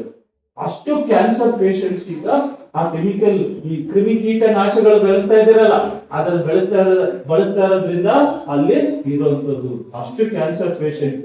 ಕ್ಯಾನ್ಸರ್ ಇಲ್ಲದೆ ಇರುವಂತಹ 5 ಮನೆ ತಗೊಂಡ್ರೆ 1 ಮನೆ ಕ್ಯಾನ್ಸರ್ ಇದ್ದೇ ಇರುತ್ತದೆ. ಇವತ್ತು ಕ್ಯಾನ್ಸರ್ ಅಲ್ಲಿ ಬ್ರೆಸ್ಟ್ ಕ್ಯಾನ್ಸರ್ ಹೆಣ್ಮಕ್ಳು, ಬ್ರೆಸ್ಟ್ ಕ್ಯಾನ್ಸರ್ ಅಲ್ಲಿ ಭಾರತದಲ್ಲಿ ಅತ್ಯಂತ ಹೆಚ್ಚಿನ ಸಂಖ್ಯೆ ಎಲ್ಲಪ್ಪ ಯಾವ ಸ್ಟೇಟ್ ಎಲ್ಲ ಬರೋದಂದ್ರೆ ಅಗೇನ್ ಕರ್ನಾಟಕದಲ್ಲಿ ಅತಿ ಹೆಚ್ಚಿನ ಬ್ರೆಸ್ಟ್ ಕ್ಯಾನ್ಸರ್ ಪೇಷಂಟ್ಸ್ ಇರೋದಂಥದ್ದು. ಯಾಕೆ ಅಂದ್ರೆ ನಾವು ಇಲ್ಲಿ ಹಳ್ಳಿ ಜನಗಳಲ್ಲಿ ಸಿಕ್ಕಿಗೆ ಅವ್ರು ಬಳಸೋದೇ ಕೆಮಿಕಲ್ ನಾರ್ಮಲ್ ಆಗಿ ಬರ್ತಾರೆ ಅಂತಂದ್ರೆ, ಹಳ್ಳಿ ಏನಪ್ಪ ಯಾಕೆ ಬರ್ತಾ ಇದೆ ಹಳ್ಳಿ ಜನಗಳಿಗೆ ಅಂತಂದ್ರೆ ಅವ್ರು ಬಳಸ್ತಾ ಇದಾರೆ ಗೊಬ್ಬರ, ಕ್ರಿಮಿಕೀಟ ನಾಶ. ಇವತ್ತು ಬಳಸ್ತಾ ಇರೋದೆಲ್ಲ ಆರ್ಟಿಫಿಷಿಯಲ್. ಮೊದಲ ತರ ಅವರೇ ಗಿಡ ತಯಾರು ಮಾಡ್ಕೊಂಡಿರೋದಲ್ಲ, ತಿಪ್ಪೆ ಗೊಬ್ಬರ ಅಲ್ಲ. ಅದನ್ನ ಇವತ್ತು ತಿಪ್ಪೆ ಗೊಬ್ಬರಕ್ಕೆ ತುಂಬಾ ಬೆಲೆ ಇದೆ.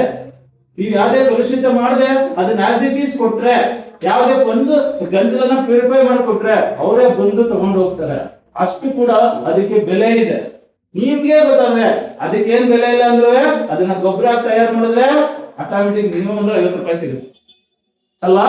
ಅಂದ್ರೆ 10 ಕೆಜಿ ಗೊಬ್ಬರದಿಂದ 50 ಕೆಜಿ 10 ಕೆಜಿ ತುಪ್ಪದಿಂದ 50 ಕೆಜಿ ಗೊಬ್ಬರ ಅಂದ್ರೆ ದುಡ್ಡು ಇರ್ತೈತೆ 50 ರೂಪಾಯಿ, ಅಲ್ಲೇ 5,000 ರೂಪಾಯಿ ಇರ್ತದೆ ಅಲ್ವಾ. 5,000 ಇನ್ನೂ ಜಾಸ್ತಿ ಇರುತ್ತೆ ಅಲ್ವಾ. You can see what is the economy ಅಲ್ವಾ. ಈ ತರ ಪ್ರಕೃತಿ ಇದ್ರೆ ನಾವು ನಮ್ಮ ದುಡ್ಡನ್ನ ಉಳಿಸ್ಕೊಳ್ಳೋದು. ಪ್ರಕೃತಿ ಇದ್ರೆ ಹಂಗಾದ್ರೆ ಪ್ರಕೃತಿಯನ್ನು ಪರಿಸರದಲ್ಲಿ ಯಾಕೆ ಉಳಿಸ್ಕೋಬೇಕು? ನಮ್ಮ ಆಹಾರ ಭದ್ರತೆಗೋಸ್ಕರ. ಪರಿಸರ ಯಾಕೆ ಉಳಿಸ್ಕೋಬೇಕು? ನಮ್ಮ ಆರೋಗ್ಯ ಕಾಪಾಡ್ಕೊಳ್ಳೋಕೋಸ್ಕರ. ಆರೋಗ್ಯ ಕಾಪಾಡ್ಕೊಳ್ಳೋಕೆ ಹೇಳಿದೆ, ಗಂಜಲದೊಂದು ಎಕ್ಸಾಂಪಲ್ ಕೊಟ್ಟೆ. ಇದು ಯಾವ್ದು ಬೇವು 300ಕ್ಕಿಂತ ಹೆಚ್ಚು ಕಾಯಿಲೆಗಳನ್ನ ವಾಸಿ ಮಾಡ್ಕೋಬಹುದು. ಅದಕ್ಕೆ ಪ್ಲಾಂಟ್ ಡಾಕ್ಟರ್ ಅಂತ ಕರೀತಾರೆ ಬೇವನ್ನ ಅಲ್ವಾ. ಅಜಾರ್ಡಿಯಾಕ್ ಇಂಡಿಕಾ ಅಂತ ಕರಿತೀವಿ ನಾವು ಸೈನ್ಸ್ ಬ್ರಾಂಚ್ ಅದನ್ನ. ಓಕೆ, ಬೇವಿನ ಮರನ ಪ್ಲಾಂಟ್ ಡಾಕ್ಟರ್ ಅಂತ ಕರಿತೀವಿ. ನೀವು ಹಲ್ಲು ನೋವು ಈಗ ವೆರಿ ಕಾಮನ್ ಆಗ್ಬಿಟ್ಟಿದೆ. ಡೆಂಟಲ್ ಡಾಕ್ಟರ್ ಹೋದ್ರೆ ನೀನ್ ಹಲ್ಲು ಕಿತ್ತಾಕ್ಬಿಟ್ಟು ಕೊಡ್ತಾರೆ ನಿಮ್ಗೆ. ಆಮೇಲೆ ಅದೇ ಹಲ್ಲು ಹೊಸ ಹಲ್ಲು ಕಟ್ಕೊಡ್ತೀನಿ ಅಂದ್ರೆ ಅದಕ್ಕೆ ಮತ್ತೆ 40,000 ರೂಪಾಯಿ ಇಲ್ಲ, ಅದು ಕನಿಷ್ಠ ಒಂದಲ್ಲಿಗೆ 10,000 ರೂಪಾಯಿ ಕಮ್ಮಿ ಅಂದ್ರೆ. ಆಲ್ರೆಡಿ ಕೆಲವ್ರಿಗೆ ಎಕ್ಸ್ಪೀರಿಯನ್ಸ್ ಇರುತ್ತೆ. ಆದ್ರೆ ನೀವು ಬೇವು ಬಳಸಿದ್ರೆ ಆದ್ರೆ ಲಿಮಿಟೆಡ್ ಆಗಿ ನಿಮ್ಮ ಮಲ್ಲುಜ್ಜಕ್ಕೆ, ನೆದ್ದಾಡಕ್ಕೆ, ಒಳ್ಳೆ ಮರದ ಒಳ್ಳೆ ಜಾಗದಲ್ಲಿ ತಗೊಂಡು ಅದನ್ನ ಮರೆತು ಹೋಗ್ತಿದ್ವಿ. ಈಗ ಹಿಂಗೆ ಅಲ್ಲಿನ ಸಮಸ್ಯೆ ಬರ್ತಾ ಇರಲಿಲ್ಲ. ಅಲ್ವಾ? ಹಾಗಾಗಿ ಪ್ರಕೃತಿ ಬಗ್ಗೆ ತಿಳ್ಕೊಳ್ಳೋದು ನಿಮ್ಮ ಆರೋಗ್ಯದ ಬಗ್ಗೆ ಕೊಡ್ತಾರೆ. ಡಾಕ್ಟರ್ ರಾಜೀವ್ ದೀಕ್ಷಿತ್ ಅಂತ ಒಬ್ಬ IIT ವಿಜ್ಞಾನಿ, ಅವ್ನು ಏನ್ ಹೇಳ್ತಾನಪ್ಪ ಅಂತಂದ್ರೆ, ಅವರು 150 ಕೆಮಿಕಲ್ ಡ್ರಗ್ಸ್ ನಿಮ್ಗೆ ವಾಸಿ, ಯಾವ್ದು ನಗಡಿಯಿಂದ ಹಿಡಿದು ಕ್ಯಾನ್ಸರ್ ವರೆಗೆ ನಿಮ್ಗೆ ಬೇಕಾಗಿರೋದು ಎಷ್ಟು ಔಷಧಿ? ಕೇವಲ 150 ಮಾತ್ರ. ಅದೆಲ್ಲ ನಿಮ್ಗೆ ₹1 ಇಂದ ₹10 ಒಳಗಡೆ ಸಿಗುತ್ತೆ ಆ ಕೆಮಿಕಲ್ಗಳು. ಈ ಕ್ಯಾನ್ಸರ್ ಬಂದಂದ್ರೆ ಕೆಮಿಕಲ್ ದುಡ್ಡನ್ನ ನೀರ್ ತರ ಸುರಿಬೇಕು, ಆಗ ಮಾತ್ರ ಉಳಿಸ್ಕೊಳ್ಳೋಕ್ಕಾಗೋದು. ಅಂದ್ರೆ 1 ಪೈಸಕ್ಕೆ ಜನ 10,000 ಪಟ್ಟು ಜಾಸ್ತಿ ದುಡ್ಡನ್ನ ತಗೋತಾ ಇದ್ದಾರೆ ಇವತ್ತು. ಯಾವ್ದು ಮೆಡಿಕಲ್ ಸ್ಟೋರ್ಸ್, ಫಾರ್ಮಸಿಗಳು, ಇದೆಲ್ಲ ಇವತ್ತು ನೋಡ್ತಾ ಇರ್ತೀರಿ, ನಾಳೆ ದಿನ ನೋಡ್ತೀರಿ ಅಲ್ವಾ? ಅಂದ್ರೆ ಈ ರೋಗ ರುಜಿನಗಳ ಅವಾಯ್ಡ್ ಮಾಡ್ಕೋಬಹುದು. ಮತ್ತೆ ನೀರು ಅತ್ಯಂತ ಅಮೂಲ್ಯವಾದ ನೀರು. ನಾಳೆ ಹೇಳಿದೆ, ಈಗ ಬಿಲ್ ಗೇಟ್ಸ್ ಕೇಳಿದಿರಲ್ವಾ, ಪ್ರಪಂಚದ ಅತ್ಯಂತ ಶ್ರೀಮಂತ ಕಂಪ್ಯೂಟರ್ ಫ್ಯಾಕ್ಟರಿಗಳು, ಕಂಪನೀಸ್ ಗಳನ್ನ ಇಟ್ಕೊಂಡಿರುವಂತ ಬಿಲ್ ಗೇಟ್ಸ್, ಗೂಗಲ್ ಕಂಪನಿ, ಇದರದೆಲ್ಲ ಇದೆಯಲ್ಲ, IBM, ಇಂಥದ್ದೆಲ್ಲ ಅವನೇನ್ ಮಾಡ್ತಾ ಇದ್ದಾನಪ್ಪ ಅಂದ್ರೆ, ನಾವು is investing on the agriculture land ನ ಬಂದು ಮಾಸ್ ಆಗಿ ತಗೊಳ್ಳೋದಕ್ಕೆ ದುಡ್ಡನ್ನ ಆಗ್ತಾ ಇದ್ದಾನೆ ನಮ್ಮ ದೇಶಕ್ಕೆ, ಡೆವಲಪಿಂಗ್ ದೇಶಕ್ಕೆ ಬಂದು. ಯಾವ ರೀತಿ ಅಂತ ಕೇಳಿದಾಗ ಒಬ್ಬನ ಹತ್ರ ಹೇಳ್ತಾನೆ, ಇನ್ನು 10, 15 ವರ್ಷ 40 2035 40 ಆಗಿ ಯಾವೇ ನಾವು ಸರ್ವನಾಸಿ ಅನುಭವಿಸ್ತಾ ಇದೀವಿ ಅದನ್ನ. ಆದ್ರೆ ಈ ಸೂಚನೆ ಕೊಟ್ಟಿದೆ. ನೆಕ್ಸ್ಟ್ ಏನಪ್ಪಾ, ಯಾರಪ್ಪ ರಾಜ ಅಂದ್ರೆ, ನೆಕ್ಸ್ಟ್ ಭವಿಷ್ಯ ಏನಪ್ಪಾ ಅಂದ್ರೆ, ನೀವು ಯುದ್ಧ ಯಾರಿಗಪ್ಪ ಅಂದ್ರೆ ದುಡ್ಡು ಜಾಸ್ತಿ ಬರೋದು ಯಾವ್ದಪ್ಪ ಅಂದ್ರೆ ನೀರಿಲ್ಲ.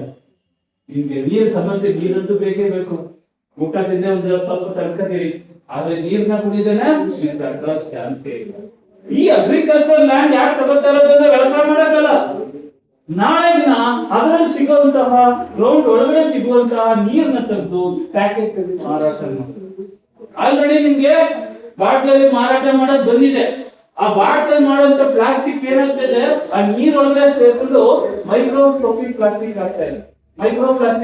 ಮೈಕ್ರೋಪ್ಲಾಸ್ಟಿಕ್ ಏನ ಮನುಷ್ಯನನ್ನು 1 ಮಿಲಿಮೀಟರ್ ವರೆಗೂ ನೋಡ್ಬೋದು, ಅದಕ್ಕಿಂತ ಸಣ್ಣ ನೋಡಬಾರದು. ಈ ಸೂಕ್ಷ್ಮಾಣು ಜೀವಿಗಳನ್ನಲ್ಲ, ಆ ಸೈಜಿನ ಪ್ಲಾಸ್ಟಿಕ್ ಅದು ಹೋಗಿ ನಮ್ ದೇಹದಲ್ಲಿ ಚಾನಲ್ಸ್ ಗಳಿರ್ತವೆ, ಒಂದ್ ಸೆಲ್ಗೂ ಇನ್ನೊಂದ್ ಸೆಲ್ಗೂ ಮಧ್ಯೆ.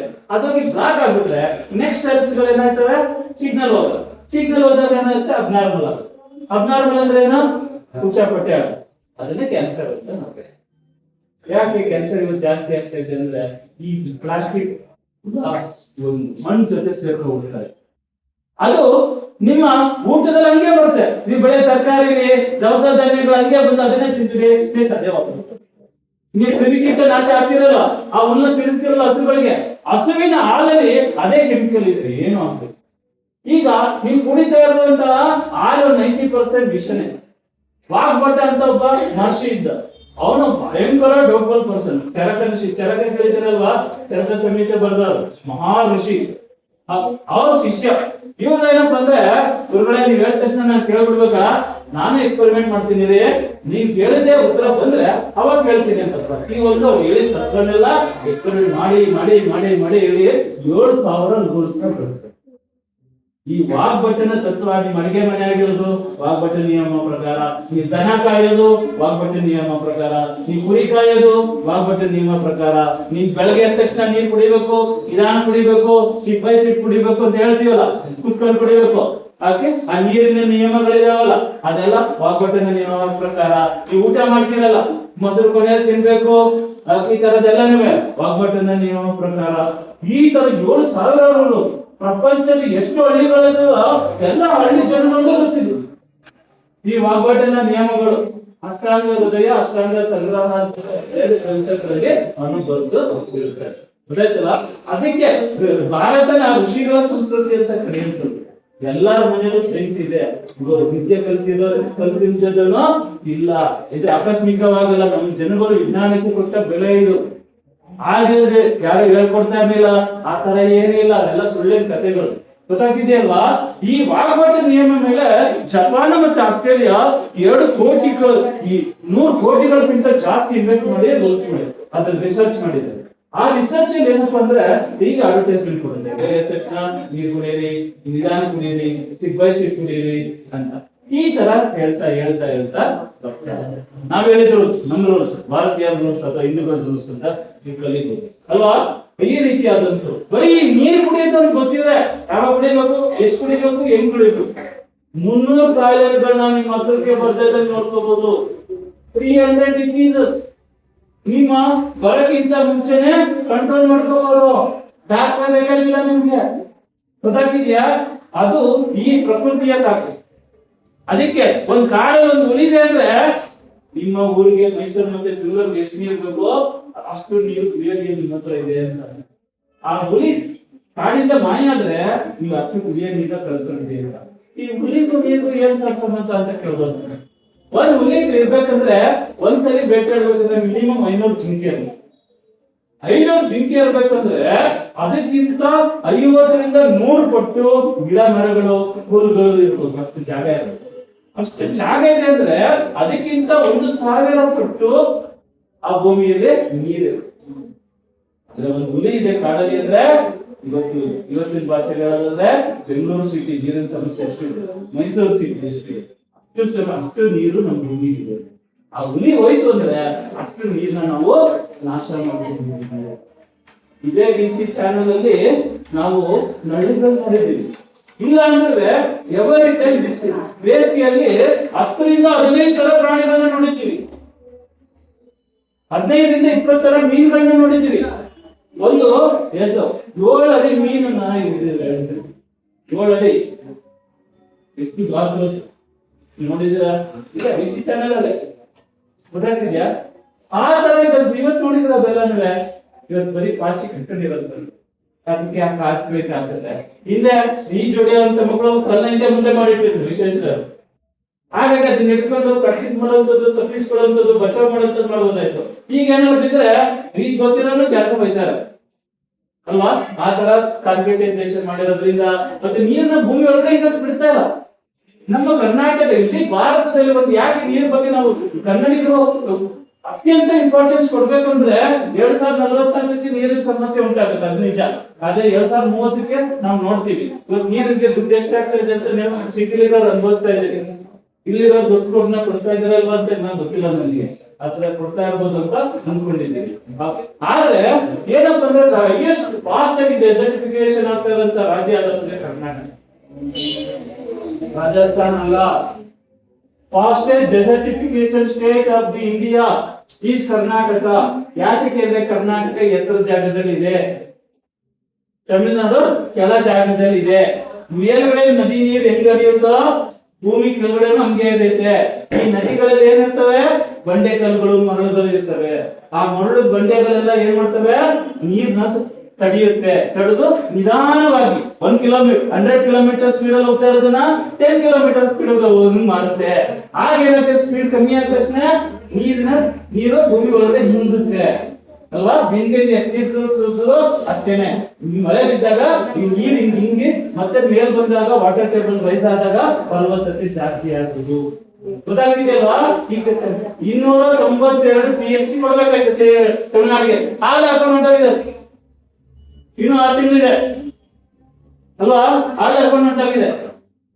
ನಾವು ಕಳೆದ್ರೆ ಇಲ್ಲ. ಯಾಕೆ ಅಂದ್ರೆ ಈ ಮರಳು ಗಣಿಗಾರಿಕೆ ಮಾಡ್ತಾರೆ. ಈ ತಮಿಳುನಾಡಿಗೆ ಏನಪ್ಪ ಅಂತಂದ್ರೆ ಈ ಕೆಳಗಡೆ ನೋಡಿ ಇದೊಂದು ಡೇಟ್ ಅನ್ನ ನೀವು ನೆನ್ಪಿಟ್ಕೋಬೇಕು. ಲಾಸ್ಟ್ ನಾವು ಬೋರ್ವೆಲ್ ಈ ಭೂಮಿ ಒಳಗಡೆ ನೀರು ಬಳಸಿರೋದು ಎಷ್ಟು ಅಂದ್ರೆ ಕರ್ನಾಟಕ, ಬೆಂಗಳೂರಲ್ಲಿ 95%, ಮೈಸೂರು, ಬಾಕಿ ರಾಜ್ಯಗಳಲ್ಲಿ 80ಕ್ಕಿಂತ ಜಾಸ್ತಿ ಪರ್ಸೆಂಟ್ ನ ಬಳಸ್ಕೊತಾ ಇದೀವಿ. 80% ಗಿಂತ ಜಾಸ್ತಿ ಬರ್ತದೆ. ಬಳ್ಳಾರಿ ಆ ಕಡೆ ಎಲ್ಲ ಹೋದ್ರೆ 2000 ಅಡಿ ಕೊಡಬೇಕು ನೀರು ಸಿಗ್ಬೇಕಂದ್ರೆ. ನಾವು 3 ಅಡಿಗೆ ಒಂದು ಬಾವಿ ನೋಡಿದೀವಿ. 3 ಅಡಿಗೆ ಇವತ್ತು 3 ಅಡಿಗೆ ಒಂದು ಬಾವಿ ನೋಡಿದಿರ? ಬಾವಿನ ಅಲ್ವಾ? ಅಷ್ಟು ನೀರು ಕೆಳಗಡೆ ಹೋಗಿದೆ. ಆದ್ರೆ ತಮಿಳುನಾಡು ಎಷ್ಟು ಬಳಸ್ತಾ ಇರೋದು 5% ಮಾತ್ರ. 95% ಇಷ್ಟೇ ಇಲ್ಲ. ಈ ಕಾವೇರಿ ನದಿ ನೀರಿನ ನ್ಯಾಯ ಮಾಡ್ಬೇಕಂದ್ರೆ ಮೇಲ್ಗಡೆ ನೀರು ಲೆಕ್ಕ ಹಾಕೊಂಡ್ರೆ ಹೊತ್ತು ಭೂಮಿ ಒಳಗಡೆ ಇರೋ ನೀರು ಅದು ಲೆಕ್ಕ ಹಾಕೋದು ಲೆಕ್ಕಕ್ಕೆ ತಗೊಂಡಿಲ್ಲ. ಆ ಲೆಕ್ಕ ತಗೊಂಡಿದ್ರೆ ಇನ್ನೂ 50% ಕರ್ನಾಟಕದಲ್ಲಿ ಸರ್.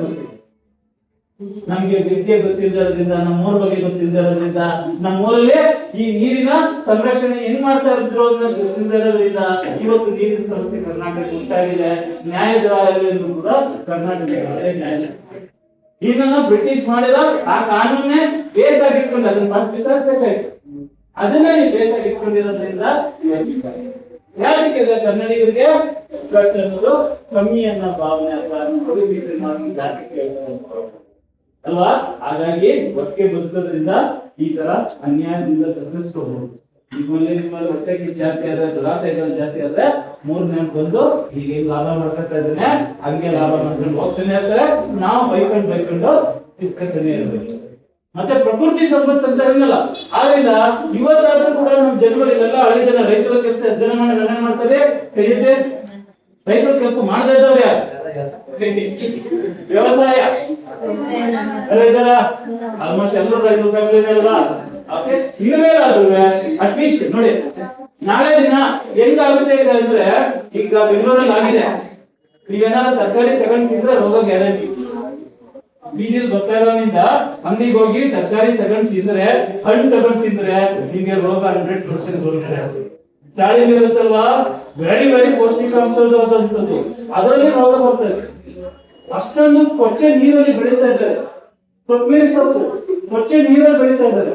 ಆದ್ರಿಂದ ತಿಂದ್ರೆ ರೋಗ ಗ್ಯಾರಂಟಿ. ನೆಕ್ಸ್ಟ್ ಹೆಂಗಾಗುತ್ತೆ ಅಂದ್ರೆ 30 ತಿಂಗಳಲ್ಲಿ ಯಾರು ಏನ್ ತಿನ್ಬೇಕಂದ್ರೆ ಈಗ ಬೆಳ್ಕೊಬೇಕು. 30 ತಿಂಗಳಾದ್ಮೇಲೆ ಏನ್ ತಿನ್ಬೇಕು ಅಂತ ಆಗಿರ್ತದ ಅದನ್ನ ಈಗ ಬೆಳ್ಕೊಂಡು ಪ್ಲಾನ್ ಮಾಡ್ಕೊಂಡ್ರೆ ಮಾತ್ರ, ನೀನ್ ಬೆಳ್ಕೊಂಡ್ರೆ ಮಾತ್ರ ಒಳ್ಳೆ ಆಹಾರ ಸಿಗುತ್ತೆ. ಬೇರೆಯವ್ರನ್ನ ನಂಬಿದ್ರೆ ರೋಗ ಗ್ಯಾರಂಟಿ. ಹಾಗಾಗಿ ನೀವು ವ್ಯವಸಾಯ ಮಾಡೋದನ್ನ ಕಮ್ಮಿ ಜಾಗದಲ್ಲಿ ನಿಮ್ಮ ಮನೆಗಳಲ್ಲಿ ನಿಮ್ಗೆ ಸಣ್ಣ ಪುಟ್ಟ ಆಹಾರನ ದವಸ ಧಾನ್ಯಗಳನ್ನ ಬೆಳ್ಕೊಳ್ಳೋದು ಗೊತ್ತಿಲ್ಲ. ನಿಮ್ಮ ಯಾರು ಭೂಮಿನ ಮಾರದೆ ಉಳಿಸ್ಕೊಂಡಿರ್ತೀರೋ ಅವ್ರಿಗೆ ಮಾತ್ರ 10 ವರ್ಷ 20 ವರ್ಷದಲ್ಲಿ ಭವಿಷ್ಯ. ಯಾವ ಓದಿದವನು ಯಾವ ಭವಿಷ್ಯದಿಂದ ಐಟಿ ಮಾಡಿರೋನು 3 ಲಕ್ಷ ರೂಪಾಯಿ ಕೆಲಸ ಮಾಡ್ತಾ ಭವಿಷ್ಯ ಇಲ್ಲ ಅಂತ ಬಿಟ್ಬಿಟ್ಟು ಬಂದು 10 ದನಗಳನ್ನ ಸಾಕೊಂಡು ದನ ಮೇಯ್ತಾ ಇದ್ದಾನೆ ಈಗ. ಯಾಕೆ ಅದ್ರಲ್ಲಿ ಲಾಭ ಜಾಸ್ತಿ, ಅದಕ್ಕಿಂತ ತಿಂಗಳು 3 ಲಕ್ಷ ಇದೆಯಲ್ಲ ಅದಕ್ಕಿಂತ ಜಾಸ್ತಿ ಲಾಭ ಇದಕ್ಕೆ ಬರ್ತದೆ ಅಂತ ಬಿಟ್ಟು ಬಂದಿರೋದನ್ನು ಸುಮ್ಮನೆ ಬಿಟ್ಟು ಬಂದಿಲ್ಲ. ನಾಳೆ ಯಾರು ನೀವು ಭೂಮಿನ ಉಳಿಸ್ಕೊತೀರ ಬೇರೆಯವ್ರು ಮಾಡ್ದೇನೆ ಅವ್ರನ್ನೇ ಭವಿಷ್ಯ. ಯಾರು ಮನೇಲಿ ನಾನು ಗದ್ದೆ ಕೆಲಸ ಮಾಡ್ಬೇಕಾ ಅಂದೇನೆ ಹೋಗಿ ಗದ್ದೆ ಕೆಲಸ ಮಾಡಿ ಸಹಾಯ ಮಾಡಿ ಒಬ್ರಿಗೊಬ್ಬರು ಕೋಪರೇಷನ್ ಮಾಡ್ಕೊಂಡು ಬದುಕ್ತೀರ, ಅವ್ರದ್ದೇ ನಾಳೆ ದಿನ ಭವಿಷ್ಯ. ಯಾವ ತರ ಭವಿಷ್ಯ? ಭವಿಷ್ಯ ಇವ್ರಿಗೆ ಬೇಡದೇ ಇರೋಂತ ಭವಿಷ್ಯ. ನಾಳೆ ದಿನ ಎಲ್ಲರಿಗೂ ಮಟ್ಟಿಗೆ ತಗೊಂಡು ಹೋಗುವಂತಹ ಭವಿಷ್ಯ. ಈ ರೀತಿ ಇವತ್ತು ಮತ್ತೆ ಇನ್ನೊಂದು ಮೇಜರ್ ನ ಕೊಡ್ಬೇಕು. ಹಂಗಾರೆ ಪರಿಹಾರಗಳೇನು ಸರ್ ಅಂತ ಹೇಳಿದ್ರೆ ಈ ತರ ಸಮಸ್ಯೆಗಳನ್ನ ಸಾಕಷ್ಟು ಹೇಳ್ತಾನೆ ಇರ್ಬೋದು. ಮಧ್ಯ ಪರಿಹಾರನೇ ಬೆಳೆಯುತ್ತೆ. ಮೊದಲನೇ ಮೈಸೂರು ಅಂದ್ರೆ ಏನು? ಕಲ್ಚರ್ ಯಾರಿಂದ ಬಂದಿರೋದು? ರೋಡ್ ಸೈಡ್ ಮರಗಳಿಂದ. ನಾವು ಇದ್ದಾಗ ಹಸೂರು ರೋಡಲ್ಲಿ ಬೇಸಿಗೆಲ್ಲ ಕೂಡ ಬಿಸಿಲು ಬಿದ್ದು ನೋಡ್ತೀನಿಲ್ಲ. ಯಾಕಂದ್ರೆ 10 ಅಡಿಗೆ ಒಂದು ಮರ ಇದೆ ಇಡೀ ಮೈಸೂರಲ್ಲಿ ಕೂತು ಎಲ್ಲಾ ರೋಡ್ಗಳಲ್ಲಿ. ಇವತ್ತು ಆ ಮರಗಳೆಲ್ಲ ಕಟ್ಟಾಗಿದೆ. ಈ ಮೈಸೂರಲ್ಲಿ ಒಂದು 2-3 ರೋಡ್ ಮಾತ್ರ ರೋಡ್ ಸೈಡ್ ಮರಗಳನ್ನ ನೋಡಬಹುದು. ಈ ರೋಡ್ ಸೈಡ್ ಮರಗಳು ನಿಮ್ಗೆ ಬರೀ ವಾಯು ಮಾಲಿನ್ಯ ಅಲ್ಲ, ಇವನ್ ಟೌನ್ ಪೊಲ್ಯೂಷನ್ ಕೂಡ, ಮತ್ತೆ ಧೂಳಿಂದ ಆಗುವಂತ ಮತ್ತೆ ದೊಡ್ಡದಾದಂತ ಸಮಸ್ಯೆ. ಇವತ್ತು ಈ ಒಂದು ರೋಡ್ ಮಾಡ್ಕೊಂಡು ಹೋಗ್ತಾ ಇರೋ ಮದುವೆ ಆಗಿದೆ ಅಂತಂದ್ರೆ ಇರುವಂತ ಪ್ಲಾಸ್ಟಿಕ್ ವಾಟರ್ ಬಾಟಲ್ ಎಲ್ಲ ಬಿದ್ದಿರೋದು ಅದು ಭೂಮಿಗೆ ಹೋಗಿ ಹಂಗೆ ವಿಷ ಸೇರ್ಕೊಂಡು ನಮ್ ನೀರಲ್ಲಿ ಊಟದಲ್ಲಿ ಸೇರ್ಕೊಂಡು ನಮ್ಗೆ ವಾಪಸ್. ಆದ್ರಿಂದ ನೀವು ಯಾವ್ದೇ ಒಂದು ಹೋಟ್ಲಿಗೆ ಹೋದಾಗ, ಯಾವ್ದೇ ಒಂದು ಅಂಗಡಿಗೆ ಹೋದಾಗ ಪ್ಲಾಸ್ಟಿಕ್ ಕವರ್ನ ತಗೊಳ್ಳೋದು ಬಿಡಬೇಕು. ಪ್ಲಾಸ್ಟಿಕ್ ನ ಅದರಲ್ಲಿ ನೀರು ಕುಡಿಯೋದು ಬಿಡಬೇಕು. ಎಷ್ಟು ಜನ ಪ್ಲಾಸ್ಟಿಕ್ ವಾಟರ್ ಬಾಟಲ್ ತಂದಿದ್ದೀರಿ? ಬೇಗ ಕೈ ಐತೆ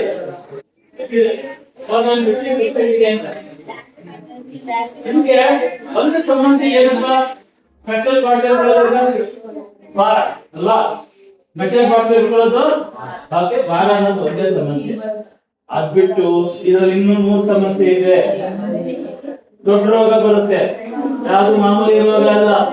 ಆದ್ರಿಂದ ನೀವು ಸ್ಟಾಪ್ ಇಟ್. ಸ್ವಲ್ಪ ಭಾರ ಆದ್ರೂ ಪರವಾಗಿಲ್ಲ, ನೀವು ಏನೋ ಸ್ಟೀಲ್ ಬಾಟಲ್ ಅದಲ್ಲೇ ವರ್ಟಿಕಲ್ ಲೇಯರ್ ಇದೆಯಲ್ಲ ಅದನ್ನ ತಗೊಂಡ್ಬರೋದನ್ನ ಪ್ರಾಕ್ಟೀಸ್ ಮಾಡ್ಕೊಳ್ಳಿ. ಇನ್ಮೇಲೆ ಅದು ಸ್ಲೋ ಆಗಿ ಅಡಾಪ್ಟ್ ಆಗ್ಬೇಕು ಅಲ್ವಾ? ಇನ್ಮೇಲೆ ಅದನ್ನ ತಗೊಳ್ಳಿ. ಅದು ನಿಮ್ಮ ಆರೋಗ್ಯಕ್ಕೆ, ಬೇರೆಯವರ ಆರೋಗ್ಯಕ್ಕೆ, ಪರಿಸರದ ಆರೋಗ್ಯಕ್ಕೆ. ನಿಮ್ಮೂರಲ್ಲಿ ಒಂದು ಕೆರೆ ಇರೋ ತರ ನಿಮ್ಮೂರಲ್ಲಿ ವೈವಿಧ್ಯಮಯವಾದ ಮರ ಗಿಡಗಳು ಇರ್ಬೇಕು. ನಿಮ್ ಸ್ಕೂಲ್ ಸುತ್ತಮುತ್ತ ಹಣ್ಣುಗಳ ಗಿಡಗಳು, ನಿಮ್ ಮನೆ ಸುತ್ತ 1-2 ನಲ್ಲಿಕಾಯಿ, ಬೆಟ್ಟದ ನಲ್ಲಿಕಾಯಿ, ಮತ್ತೆ ಈ ತರ ಯಾವ್ದು ಬೇಕು ಗಿಡ ಇದೆಲ್ಲ ಸಿಕ್ಕ ಜಾಗದಲ್ಲಿ ಬೆಳೆಯುತ್ತೆ. ಅದನ್ನ ಬೆಳೆಸಿ, ಅದನ್ನ ನೀವು ಬೆಳೆಸಿ. ನೀವು ಬೆಳೆದಿರೋ ಗಿಡ ಅಂತ ಆಗ ವಿಷ ಜಾಸ್ತಿ ಆಗಲ್ಲ. ಹಾಗಾಗಿ ಅಂತದನ್ನ ಪ್ರತಿ ಮನೆಯಲ್ಲೂ 1-2 ಪರಂಗಿ ಗಿಡ, ದೊಡ್ಡ ಜಾಗ ಏನ್ ಬೇಡ, ಅಂತದನ್ನ ಜಾಸ್ತಿ ಬಳಸ್ಬೇಕು. ಈ ತರ ಬಳಸ್ಕೊಳ್ಳೋದ್ರಿಂದ ನಮ್ಗೆ ಆಹಾರ ಭದ್ರತೆ ಕೂಡ ಸಿಗುತ್ತೆ. ಮತ್ತೆ ಕೆರೆಗಳನ್ನ ಉಳಿಸ್ಕೊಳ್ಳುವಂಥದ್ದು, ಗೋಮಾಳನ ಅತಿಕ್ರಮಣ ಆಗ್ತದೆ ತಡೆಯುವಂಥದ್ದು, ಬೆಟ್ಟ ಗುಡ್ಡಗಳಿರ್ತವೆ, ಚಿಕ್ಕ ಗುಡ್ಡಗಳು. ಒಂದ್ ಕತೆ ಕೇಳಿ ಅದರಿಂದ ನಿಲ್ಲಿಸ್ತೀನಿ. ಇಲ್ಲಿರೋಂಥ ಕಥೆನೆ, ಈ ಮಣ್ಣಿನ ಕಥೆನೆ. ಎಲ್ಲರಿಗೂ ಬೇಬಿ ಬೆಟ್ಟ ಗೊತ್ತಲ್ವಾ? ಬೇಬಿ ಬೆಟ್ಟ ಇದಲ್ವಾ? ಒರಿಜಿನಲ್ ಹೆಸರೇ ಗೊತ್ತದ್ದು ಬೇಬಿ ಬೆಟ್ಟ. ಬೇಬಿ ಬೆಟ್ಟ ಅಂತ ಬ್ರಿಟಿಷರ್ ಬಂದಿದ್ದು ದಿಂಬಕಾಸುರ ಬೆಟ್ಟ ಅಂತ. ದಿಂಗಧಾಮ ಅಂತ ಕೇಳಿಲ್ವಾ? ಎಲ್ಲ ಹೋಗಿದ್ದೀರಾ? ಎಲ್ಲ ಮಾಸ್ಟರ್ ನಮ್ದು ಸೇರಿ ಎಲ್ಲಾರು ಮನೆಯಿಂದ ಅಲ್ವಾ? ಆ ದಿಂಬಕಾಸುರ ಅಲ್ಲಿದ್ದಂತಹ ರಾಕ್ಷಸ ಬೇಬಿ ಬೆಟ್ಟದಲ್ಲಿಲ್ವಾ? ಅವನ್ ಏನಾಗ್ತಾ ಇದ್ದ ಅಂತಂದ್ರೆ ಒಂದು ವರದಿ ಇರ್ತಂತೆ, ಅವನ್ ಮಗು ತರ ಆಗ್ಬಿಟ್ಟು ಆ ಮಗು ಅಳ್ತಾ ಇರ್ತದೆ.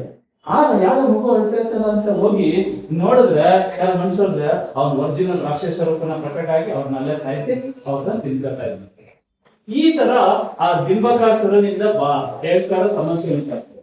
ಆಗ ಚಾಮುಂಡೇಶ್ವರಿ ಬಂದು ಮತ್ತೆ ಆ ರಾಕ್ಷಸನ ಸಂಹಾರ ಮಾಡಿ ಅಲ್ಲಿ ದಿಕ್ಕದಮ್ಮಾಗಿ ನೆಲೆಸಿದ್ರು ಅಂತ ಹೇಳ್ತಾರೆ. ಹಾಗಾಗಿ ಜನಗಳು ದಿಂಗದಮ್ಮನ ಚಾಮುಂಡೇಶ್ವರಿ ರೂಪನ ಪೂಜೆ ಮಾಡೋದಕ್ಕೆ ಈಗ ಅಷ್ಟು ಸಮಸ್ಯೆಗಳು ಇದ್ದಂಥದ್ದು, ಅವನಿಂದ ಉಂಟಾದಂತ ಸಮಸ್ಯೆ. ಆದ್ರಿಂದ ಇವತ್ತು ಆ ರಾಕ್ಷಸ ಹೋದ ದೇವಿ ಕಲ್ಲಾದ್ರು ಅದು ಮಾತಾಡಿದವರಿಗೆ ಆಯ್ತು. ಪರಿಣಾಮ ಏನಪ್ಪಾ ಅಂದ್ರೆ 3 ಬೆಟ್ಟದಲ್ಲಿ 2 ಬೆಟ್ಟ ಸಾಕು. ಈ 7 ದೇವಸ್ಥಾನ ಅಂತ ಇದೆ ಕಟ್ಟೆನೆ ಆದ್ಮೇಲೆ ಅಲ್ವಾ? ಆ ಕಾಲೋಕ್ಕಿಂತ ಮಧ್ಯದಲ್ಲಿ ಒಂದು ನೀರು ಹರಿಯುತ್ತೆ, ರೋಡ್ ಕ್ರಾಸ್ ಆಗುತ್ತೆ, ನೀರು ಹಳ್ಳುತ್ತಾರೆ. ಅಬ್ಸರ್ವ್ ಮಾಡಿದ್ರಾ? ಹಿಂದೆ ಅದೊಂದು ನದಿ, ಕಾವೇರಿ ನದಿಗಿಂತಲೂ ಪವಿತ್ರವಾದ ನೀರು ಅಂತ ಕರೀತಾರೆ. ಕುಡಿಯೋದಕ್ಕೆ ಬಳಸ್ತಾ ಇದ್ದಂತ ನದಿ ಅಂತ ಕರೀತಾರೆ. ಇವತ್ತು ಬರೀ ಹಳ್ಳದ ನೀರಾಗಿ ಮಳೆಗಾಲದಲ್ಲಿ ಜಾಸ್ತಿಯಾಗಿ ಮಾತ್ರ ಹರಿತಾ ಇದೆ ಅದಲ್ವಾ? ಅದು ಹುಡ್ತಾ ಇದ್ದಿದ್ದರಿಂದ ಈ ಬೇಬಿ ಬೆಟ್ಟಗಳ ಸ್ಥಳದಿಂದ. ಇವತ್ತು ಬೆಟ್ಟ ಇಟ್ಟಿತ್ತು, 2 ಬೆಟ್ಟ ಖಾಲಿಯಾಗಿದೆ. ನಾವೆಲ್ಲ ದೇವಸ್ಥಾನದ ಹತ್ರ ನಿಂತ್ಕೊಂಡು 3 ಬೆಟ್ಟದನ್ನ ನೋಡಿ ಖುಷಿ ಪಡ್ತಾ ಇದ್ದದ್ದು. ಆ ಕೆರೆ ದೊಡ್ಡ ಕೆರೆ ಆಗಿತ್ತು, ಈಗ ಮಣಿಕಂಡು ನಿಂತಿದೆ, ನಿಂತಿದೆ, ಅದೆಲ್ಲ ನೋಡ್ತಾ ಇದ್ದೆ, ಖುಷಿ ಪಡ್ತಿದ್ದು. 2 ಬೆಟ್ಟ ಖಾಲಿಯಾಗಿದೆ, ಬೆಟ್ಟಷ್ಟು ಹಳ್ಳ ಆಗಿದೆ, ಭೂಮಿ ಒಳಗಡೆ ಕೊಂಡೋಗಿದೆ ಹಳ್ಳ. ಇವತ್ತು ಕೂಡ ನಿಂತಿಲ್ಲ ಮೈನಿಂಗ್ ಅದರಿಂದ. ಹಾಗಾಗಿ ಇವತ್ತು ನಮ್ಗೆ ಅಷ್ಟೇ ಈ ಜಾಗನ ಬಿಡಲ್ಲ ಅನ್ನೋಂತಹ ರಾಕ್ಷಸರು ಬೇಕಾಗಿರೋದು ಅಲ್ಲ. ನೀವು ಅದ್ರ ಪ್ರಕೃತಿಗೋಸ್ಕರ ನಿಂತ್ಕೊಂಡೆ ಹೋದ್ರೆ ಏನೋ ಆ ಪ್ರಕೃತಿ ಉಳಿಯಲ್ಲ. ಅದಕ್ಕೆ ನಮ್ಮ ಹಿಂದಿನವರು ಋಗ್ವೇದದಲ್ಲಿ ಒಂದು ಕಥೆ ಹೇಳಿದ್ರು. ಈ ಪ್ರತಿಯೊಂದು 3 ಹಬ್ಬಗಳಂತ ಇದೆಯಲ್ಲ, ಬೇಸಿಗೆಗಳಲ್ಲೇ ಬರುವಂತದ್ದು, ಋಗ್ವೇದದ ಪ್ರಕಾರ ನಡೆಯುವಂಥದ್ದು. ಹಾಗೆ ನಮ್ಮೂರಲ್ಲಿ ಒಂದು ಹಬ್ಬ ಇದೆ, ಬನ್ನಮ್ಮನ ಹಬ್ಬ ಅಂತ. ಅದನ್ನ ಹೇಳಿ ಅದರಲ್ಲಿ ಇರುವಂತಹ ರೀತಿಯಲ್ಲಿ ಅದನ್ನ ಕನ್ಕ್ಲೂಷನ್ ಆಗಿ ಇದಕ್ಕೆ ಮಾಡೋದು. ಏನಪ್ಪಾ ಹಬ್ಬದ ವಿಶೇಷ ಅಂದ್ರೆ 3 ದಿನ ಊರ್ ಹೊರಗಡೆ ಒಂದು ದೇವಸ್ಥಾನ ಇದೆ, ಊರ್ ಒಳಗಡೆ ಒಂದು ದೇವಸ್ಥಾನ ಇದೆ. ದೇವರುಗಳು ಇಲ್ಲೊಂದು ದೇವ್ರ ಇಟ್ಟಿರ್ತಾರೆ, ಅವರು ಹೊರಗಡೆ ದೇವಸ್ಥಾನ ಒಳ್ಳೆ. ಈ ಮೊದಲನೇ ದಿನ ಆ ದೇವ್ರನ್ನ ಹೊರಗಡೆ ಎತ್ತಬಾರದೆ ಒಂದು ಖುಷಿ. ಅದಕ್ಕೆ ಜಾನಪದ ಗೀತೆಗಳು ಎಲ್ಲಾ ನಡೀತಾರೆ. 3 ಮಧ್ಯೆ ಇರುವಂತ ದೇವಸ್ಥಾನದಲ್ಲಿ ಯಾವ ಒಂದು ಕುಳ ಇದೆ, ಕಲ್ಲೊಂದು ಕುಳ, ಅದನ್ನ ಯಾವಾಗ ಮುಚ್ಚಿರ್ತದೆ. ಈ ಮೊದಲನೇ ದಿನ ತೆಗಿತಾರೆ, ಓಪನ್ ಮಾಡಿ 2ನೇ ದಿನಕ್ಕೆ ರೆಡಿ ಆಗುತ್ತೆ. ಪ್ರತಿಯೊಂದು ಮನೆಯಿಂದಲೂ ನೀರು ತಂದು ತುಂಬಬೇಕು, ಗಂಡು ಮಕ್ಕಳು ಹೆಣ್ಮಕ್ಳು ಎಲ್ರೂ. ಈಗ ನಮ್ಮ ಹೆಣ್ಮಕ್ಳು ಗಂಡು ಮಕ್ಕಳೆಲ್ಲ ಸೋಮಾರಿಗಳಾಗಿರೋದ್ರಿಂದ ಟ್ಯಾಂಕರ್ ನೀರನ್ನ ತಗೊಂಡು ಸುರಿತಾ ಇದ್ದಾರೆ, ಅದು ಬೇರೆ ಪ್ರಶ್ನೆ. ಇರ್ರೆಸ್ಪೆಕ್ಟಿವ್ ಆಫ್ ಕ್ಯಾಸ್ಟ್ ನೀರು ಬರಲೇಬೇಕು. ಪ್ರತಿಯೊಂದು ನೀರು ತುಂಬಕ್ಕಿಂತ ಮುಂಚೆ ಪೂಜೆ ಆಗುತ್ತೆ, ನಂತರ ಕೈ ಹೊಡೆದು ಪೂಜೆ ಮಾಡ್ತಾರೆ. ಆಮೇಲೆ ಹೋಗ್ಲಿ ಅಂತ ಬೆರ್ಸ್ಕೊಂಡು ಆಟ ಆಡಿರ್ತಾರೆ. ನಿಮ್ಗೆ ಗೊತ್ತಿರ್ತದೆ, ಆಟ ಆಡಿರ್ತೀವಿ. ಅಲ್ಲಿ ಒಂದು ಅಂಡೆ ಅಂತ ಮಾಡ್ತಾರೆ. ಅಂಡೆ ಅಂದ್ರೆ ಅಂಡೆ ಅಲ್ಲ, ಒಂದು ಮೂಜಿ ತರದ ಒಂದು ಕಬ್ಬಣದ ಒಂದು ಇದು, ಅದು ತೂರ್ತಿರುತ್ತೆ, ಸುದ್ದಿ ದಾರದಿಂದ ಕಟ್ಟೋರು. ಆ ವರ್ಷ ಮಾತ್ರ ತೆಗಿತಾ ಇದ್ದಿದ್ದು, ವರ್ಷಕ್ಕೆ ಒಂದೇ ಸಲ ತೆಗೆಯೋದನ್ನ ಕಟ್ಟದಿಂದ. ಇಲ್ಲಿವರೆಗೂ ತುಟ್ಟಿರ್ಲಿಲ್ಲ. 40 ವರ್ಷ ಬಳಸಿದ್ದೀವಿ ನಾವು, ಇಲ್ಲಿವರೆಗೂ ತುಟ್ಟಿರ್ಲಿಲ್ಲ. ಅದು ಎಲ್ಲೂ ಮಾಡಲ್ಲ, ನೀವು ಮಾತ್ರ ಮಾಡೋದು. ಆತರ ಯಾರಿಗೂ ಬೇಕಾಗಿಲ್ವಲ್ಲ. ಅಂದ್ರೆ ರಾಷ್ಟ್ರ ಸ್ಟೀಲ್, ಇವತ್ತು ಸ್ಟೀಲ್ ಇಂಪೋರ್ಟ್ ಮಾಡ್ಕೊತಾ ಇದ್ದೀವಿ. ಲದಾಖ್ ಚೈನಾದಲ್ಲಿ ಇವತ್ತು ಎಷ್ಟು ವೆಪನ್ ಮುಂದುವರೆದಿರೋ ಜನಾಂಗ ಅಂತ ಇದ್ದೀವೋ, ನಮ್ಗಿಂತ 50 ವರ್ಷ ಮುಂದುವರೆದಿದ್ದಾರೆ. ಯಾಕೆಂದ್ರೆ ನಾವು ಮೈನಿಂಗ್ ಮಾಡಿ ಕಲಿಸ್ತಾರೋ ಸಂಪತ್ತಿಂದ. ಈ ಸಂಪತ್ತು ಹೋಗಿ ಹೋಗಿ ಅಬ್ದುಲ್ ಕಲಾಂಗೆ ಒಂದು ಕೆಮಿಕಲ್ ಬೇಕಾಗಿತ್ತಂತೆ, ಮೆಟಲ್. ಅದು ಯಾರ ಹತ್ರ ಇತ್ತಪ್ಪ ಅಂದ್ರೆ ಜಪಾನ್ ಅವ್ರ ಹತ್ರ ಇತ್ತಂತೆ. ಜಪಾನ್ ಹತ್ರ ಇದ್ದು ಮಿಲಿಟರಿ ಬಳಸ್ಬೇಕು ನಾವು ಮಿಸೈಲ್ ಕಂಡುಹಿಡಿಯಕ್ಕೆ, ದಯವಿಟ್ಟು ನಮ್ ಕುಡಿ ಅಂತ ಕೇಳೋದು. ಜಪಾನ್ ಅವ್ರು ಹೇಳ್ತಾ ಇದ್ದು ಅತ್ಯಂತ ವೆರಿ ವೆರಿ ಸೆಕ್ಯೂರ್, ಅತ್ಯಂತ ಯಾವ್ದು ಯುದ್ಧದಲ್ಲಿ ಬಳಸೋದು, ನಿಮ್ ಕೊಡಕ್ ಆಗಲ್ಲ ಹೋಗಿ ಅಂತ ಇದು ಕಳಿಸ್ತಾರೆ. ಆಗ ಅವ್ರು ಹುಡುಕ್ದಾಗ ಅವ್ರಿಗೆ ಎಲ್ಲಿಂದ ಸಪ್ಲೈ ಆಗ್ತಾ ಇದೆ ಅಂತ ನೋಡಿದಾಗ ಅವ್ರಿಗೆ ಸಪ್ಲೈ ಆಗ್ತಾ ಇದ್ದು ಥೈಲ್ಯಾಂಡ್ ಇಂದ ಅಂತ, ಅಮೆರಿಕಾದಿಂದ ಅಂತ ಗೊತ್ತಾಗುತ್ತೆ. ಆಮೇಲೆ ಹೋಗಿ ಅಮೆರಿಕಾದವ್ರು ಕೇಳ್ತಾರೆ, ಇದೆಲ್ಲ ಮಿಲಿಟರಿ ಸೀಕ್ರೆಟ್, ನಿಮ್ಗೆ ಕೊಡಕ್ ಆಗಲ್ಲ ಅಂತ ಹೇಳಿ. ಅಮೆರಿಕ ಎಲ್ಲಿಂದ ಬರ್ತಾ ಇದೆ ಅಂತ ಹುಡುಕ್ದಾಗ ಥೈಲ್ಯಾಂಡ್ ಇಂದ ಬರ್ತಾ ಇದ್ದಾರೆ. ಥೈಲ್ಯಾಂಡ್ ಅವರು ಅದೇ ಉತ್ತರ ಕೊಡ್ತಾರೆ. ಆದ್ರೆ ಅವ್ರಿಗೆ ಎಲ್ಲಿಂದ ಬರ್ತಾ ಇದೆ ಅಂದಾಗ ಚೈನಾದಿಂದ ಬರ್ತದೆ. ಚೈನಾದವ್ರಿಗೆ ಎಲ್ಲಿಂದ ಬರ್ತಾ ಇದೆ ಅಂದ್ರೆ ನಮ್ಮ ಕರ್ನಾಟಕದಿಂದ ಹೋಗ್ತಾರೆ. ಬಳ್ಳಾರಿ ರೀಜನ್ ಎಲ್ಲ ಇಲ್ವಾ, ಇದು ಹೈಯೆಸ್ಟ್ ಕ್ವಾಲಿಟಿ ಸ್ಟೀಲ್ ಸಿಗೋದು. ಅಲ್ಲಿ ಸಿಗ್ತದಂತ ಅವಾಗ್ಲೂ ಕೂಡ ಯುದ್ಧದ ವೆಪನ್ಗಳು, ಮಿಸೈಲ್ಗಳೆಲ್ಲ ಮಾಡ್ತಾ ಇದ್ರು. ಆ ಮಣ್ಣು ಆಸಿಟಿ ಬರೀ ಕಬ್ಬಣ ಮಾತ್ರ ಇರಲ್ಲ, ಜೊತೆಗೆ ಇನ್ನೂ ಅಮೂಲ್ಯವಾದಂತ ಕೆಮಿಕಲ್ಗಳೆಲ್ಲ ಇರ್ತಾರೆ ಅದ್ರಲ್ಲಿ, ವಜ್ರ ವೈಡೂರ್ಯಗಳು ಇರ್ತಾರಲ್ಲ, ಅವೆಲ್ಲ ಆಸಿಟೀಸ್ ತಗೊಂಡು ಇವತ್ತು ಕಲ್ಲು ಜೊತೆಗೆ ಕಲ್ಲು ಅನ್ಕೊಂಡಿದೀವಿ ನಾವು. ನಮ್ಗೆ ಗೊತ್ತಿದ್ದಾರೆ ಎಷ್ಟೋ ಪ್ರೆಷಿಯಸ್ ಮೆಟಲ್ಸ್ ಗಳಿದ್ದಾವೆ. ಅದಕ್ಕೆ ಮೈನಿಂಗ್ ನೆನಪಿ ಕುಡಿಸಿ ಗುಂಡಾಂತರ ಅಂತ ಬೈಲೋ ನಮ್ಮ ಹೆಣ್ಮಗಳು. ಆ ತರ ಕೆಲಸ ಅಷ್ಟು ತಗೊಂಡು ಕೊಡ್ತೇನೆ ಈ ಮರಳು ಗಣಿಗಾರಿಕೆ, ಕಲ್ಲು ಗಣಿಗಾರಿಕೆಯಲ್ಲಿ. ಹಾಗಾಗಿ ಇದು ಅದೇ ಕಬ್ಬಣನ ಬೆಳೆಸಿ ಚೈನಾ ಏನ್ ಮಾಡ್ತಾ ಇದೆ, ಲದಾಖ್ ಅಲ್ಲಿ ನಮ್ಮ ಮೇಲೆನೆ ಯುದ್ಧ ಮಾಡ್ತಾರೆ. ನಮ್ಮ ದೇಶಕ್ಕೆ ಎಷ್ಟು ಪ್ರಾಬ್ಲಮ್ ಮಾಡ್ತಾ ಇದೆ ಅಂತ ನಿಮ್ಗೆಲ್ಲ ಗೊತ್ತಿದೆ ಅಲ್ವಾ. ಹಾಗಾಗಿ ಈ ಊರಲ್ಲಿ ಏನು 2 ದಿನ ನೀರು ಹಚ್ಚಿದೆ, ಅದಕ್ಕೊಂದು ದಾರಿ ಇದೆ ಹೋಗ್ಲಿ ಆಡಕ್ಕೆ. ಯಾರು ಅರ್ಕೆ ಕಟ್ಕೊಂಡಿದ್ದು ನೀರ್ನ ತುಂಬಿರ್ತಿದ್ದಾರೆ. ಹುಡುಗರು ಏನ್ ಮಾಡ್ತಾರೆ, ಆ ನೀರ್ನ ಎಚ್ಚಾಡ್ಕೊಂಡು ಅದನ್ನ ನೋಡಕ್ಕೆ 7 ಕೂಡ ಬಂದಿರ್ತದೆ. ಆ ತರ ಹೋಗಿ ಈ ನೀರ್ ಎಚ್ಕೊಂಡು ಆಟ ಆಡ್ಬೇಕಾದ್ರೆ ಮದ ಬಂದ್ಬಿಡ್ತದೆ ನಮ್ಮ ಊರು ಅಲ್ವಾ. ಹಂಗೇನಾರ ಮದ ಮಾಡಿ ಏನಾರ ಚೆಕ್ ಆಡಿದ್ರೆ ಫೈನಲ್ಗೆ ಮೊಟ್ಟೆ ಹೊಡೆಯೋದು, ಬಣ್ಣಗಳ ಮಿಸ್ ಆಗೋದು ಆ ತರ ಮಾಡ್ಬಿಟ್ರೆ ಈಗೆಲ್ಲ ಮಕ್ಕಳು ಹಾಗೆ ಮಾಡ್ಕೊಳ್ತಾರೆ. ಆ ತರ ಮಾಡಿದ್ರೆ ಅದೆಲ್ಲ ಫೈನ್ ಆಗ್ತದೆ. ಒಂದು ಕುಸ್ತಿ ಆಟ ರೆಡಿ ಇರ್ತದೆ. ನಿಮ್ಗೆ ಆ ತರದ ಏನಾದ್ರು ತೋರ್ಸ್ಬೇಕಲ್ಲ ಅಲ್ಲಿ ತೋರಿಸ್ಬೋದ ಎಲ್ಲವೂ. ಆಮೇಲೆ 3ನೇ ದಿನ ಏನಾಗುತ್ತೆ, ದೇವರು 7ರ ಮುಂದೆ ದೇವಸ್ಥಾನಕ್ಕೆ ಹೋಗುತ್ತೆ. ಯಾಕೆ ಹಿಂಗೆ? ಅದಾದ್ಮೇಲೆ ಅದು ಮಟನ್ ಮಾಡಂಗಿಲ್ಲ ಅಂತ, ಮಟನ್ ಮಾಡೋದು ಸರಿ ಸಿಕ್ತು ಅವ್ರಿಗೆ ಪನಿಷ್ಮೆಂಟ್ ಇದೆ ಅಂತ ಫೈನ್ ಆಗೋದು. ಯಾಕೆ ಹಿಂಗೆಲ್ಲ ನಡೀತದೆ? ಯಾರೋ ಬರ್ತಾರೆ, ಹಿಂಗೆ ಇರ್ಬೇಕು, ಯಾವ ರುಚಿ ಇರುತ್ತಂತೆ, ಆಮೇಲೆ ಒಂದು ರಕ್ತ ಬರುತ್ತಂತೆ, ಆಮೇಲೆ ಈ ತರ ಎಲ್ಲ ಎಲ್ಲಿದೆ ಅಂದ್ರೆ ಋಗ್ವೇದದಲ್ಲಿ ನೀರ್ಗೆ ಒಂದು ಅಧ್ಯಾಯ ಇರುತ್ತೆ. ಆ ಅಧ್ಯಾಯದ ಪ್ರಕಾರದಲ್ಲಿ ನಡೆಯುವುದು. ಅದು ನಮ್ಮಲ್ಲಿ ಬ್ರಾಹ್ಮಣರೇ ಅಲ್ವಲ್ಲ ಅಲ್ವಾ, ಬರೀ ಬ್ರಾಹ್ಮಣರೇ ಸಂಸ್ಕೃತ ಕಲಿತಾರೆ ಅಂದ್ರೆ ಅವ್ರು ಇಲ್ವಲ್ಲ. ಅದೇ ಯಾರು ಹೇಳ್ಕೊಟ್ಟಿದ್ರು? ಪ್ರತಿಯೊಬ್ರು ಕಲಿತಾ ಇದ್ರು ಅನ್ನೋದಕ್ಕೆ ಹಬ್ಬ ಕೂಡ, ಪ್ರತಿಯೊಬ್ರು ವೇದಗಳನ್ನ ಕಲಿತಾ ಇದ್ರು ಅನ್ನೋದಕ್ಕೆ ಇದು ಹಬ್ಬಗಳು ಕೂಡ ಸಾಕು. ಇದು ಲಿವಿಂಗ್ ಎವಿಡೆನ್ಸ್ ಅಂತ ಹೇಳ್ತೀವಿ. ಏನಪ್ಪ ಇದ್ರ ನೀತಿ ಏನಪ್ಪಾ ಅಂತಂದ್ರೆ, ಕೆಲವು ಕೆಲಸನ ಒಬ್ಬರೇ, ಕೆಲವು ಕೆಲಸನ ಒಂದಿಬ್ರು ಸೇರ್ಕೊಂಡು, ಕೆಲವು ಕೆಲಸನ ಒಂದು 10 ಜನ ಸೇರ್ಕೊಂಡು, ಕೆಲವು ಕೆಲಸನ ನಮ್ಗೆ ಇಷ್ಟ ಇರ್ಲಿ ಇಲ್ಲದೆ ಹೋಗ್ಲಿ, ನಮ್ಮ ಭೇದ ಭಾವ ಹೊಟ್ಟೆ ಕಿಚ್ಚು ಎಲ್ಲಾ ಬಿಟ್ಟು ಎಲ್ಲಾರು ಸೇರ್ಕೊಂಡು ಕೆಲಸ ಮಾಡ್ಬೋದು. ಈ ನೀರು ಅನ್ನೋದು ಒಬ್ಬನಿಂದ ಇಬ್ಬರಿಂದ ಉಳಿಯುವಂತ ಕೆಲಸ. ಈ ಕ್ಯಾರೆಟ್ ಡ್ಯಾಮ್ ಆಗಕ್ಕಿಂತ ಮುಂಚೆ ಈ ಜಾಗಗಳೆಲ್ಲ ಏನೋ ಬರ ಪೀಡಿತ ಪ್ರದೇಶಗಳು ಅಲ್ವಾ. ಹಾಗಾಗಿ ನೀರ್ನ ಉಳಿಸ್ಬೇಕಂದ್ರೆ ಒಬ್ರ ಕೈಲಿ ಇಬ್ಬರ ಕೈಲಾಗಲ್ಲ. ಎಷ್ಟು ಜನ ಎಲ್ಲಾರು ಸೇರಿ ನಮ್ಗೆ ಇಷ್ಟ ಇರ್ಲಿ ಇಲ್ಲದೆ ಹೋಗ್ಲಿ ಎಲ್ಲ ಒಟ್ಟಿಗೆ ಸೇರಿ ಕೆಲಸ ಮಾಡಿದಾಗ ಈ ಅಮೂಲ್ಯವಾದಂತಹ ನೀರನ್ನ ಉಳಿಸ್ಕೋಬಹುದು. ಅದು ಇದರ ನೀತಿ. ಅದಕ್ಕೆ ಅದು ಯಾವಾಗಲೂ ಬೇಸಿಗೆಲೆ ಬರೋದ. ಪ್ರತಿಯೊಂದು ಊರ ಹಬ್ಬಗಳು ಬೇಸಿಗೆ ಬರೋದಾಗಿದೆ. ಬೇಸಿಗೆ ಟೈಮೆಲ್ಲ ಗೊತ್ತಾಗತ್ತೆ ನಮ್ಗೆ ಆ ನೀರಿನ ಬೆಲೆ ಏನು ಗೊತ್ತಾಗ್ತಿದೆ ಅಲ್ವಾ. ಹಾಗಾಗಿ ಇಂಥ ಒಗ್ಗಟ್ಟನ್ನ ಬೆಳೆಸ್ಕೊಳ್ಳೋಣ. ಅಂತ ಒಗ್ಗಟ್ಟಿಂದ ಬೆಳೆಸ್ಕೊಂಡು ಈ ಪರಿಸರ ಉಳಿಸೋದಕ್ಕೆ, ಬೆಳೆಸೋದಕ್ಕೆ ಗಿಡಮರನ ಉಳಿಸೋದು ಫಸ್ಟ್, ಆಮೇಲೆ ಈ ಮರ ನೆಡೋದಕ್ಕೆ, ಆಮೇಲೆ ಬೆಳೆಸೋಣ ಅಂತ ಹೇಳಿ ಅದಕ್ಕೆ ನೀವೆಲ್ಲ ಸೇರಿ ನಾವೆಲ್ಲ ಸೇರಿ ಒಗ್ಗಟ್ಟಿಂದ ಕೆಲಸ ಮಾಡಿದಾಗ ಮಾತ್ರ ಈ ಪ್ರಕೃತಿ ಉಳಿಯುತ್ತೆ. ಪ್ರಕೃತಿ ಉಳಿಯೋದಂದ್ರೆ ನಮ್ಮ ಭವಿಷ್ಯ ಉಳಿಸ್ಬೋದು, ನಮ್ಮ ಊಟ ಉಳಿಸ್ಬೋದು, ನಮ್ಮ ನೀರು ಉಳಿಸ್ತೇವೆ, ನಮ್ಮ ಆರೋಗ್ಯ ಉಳಿಸ್ಬೋದು, ನಮ್ಮ ಭವಿಷ್ಯನ ಉಳಿಸ್ಬೋದು. Thank you.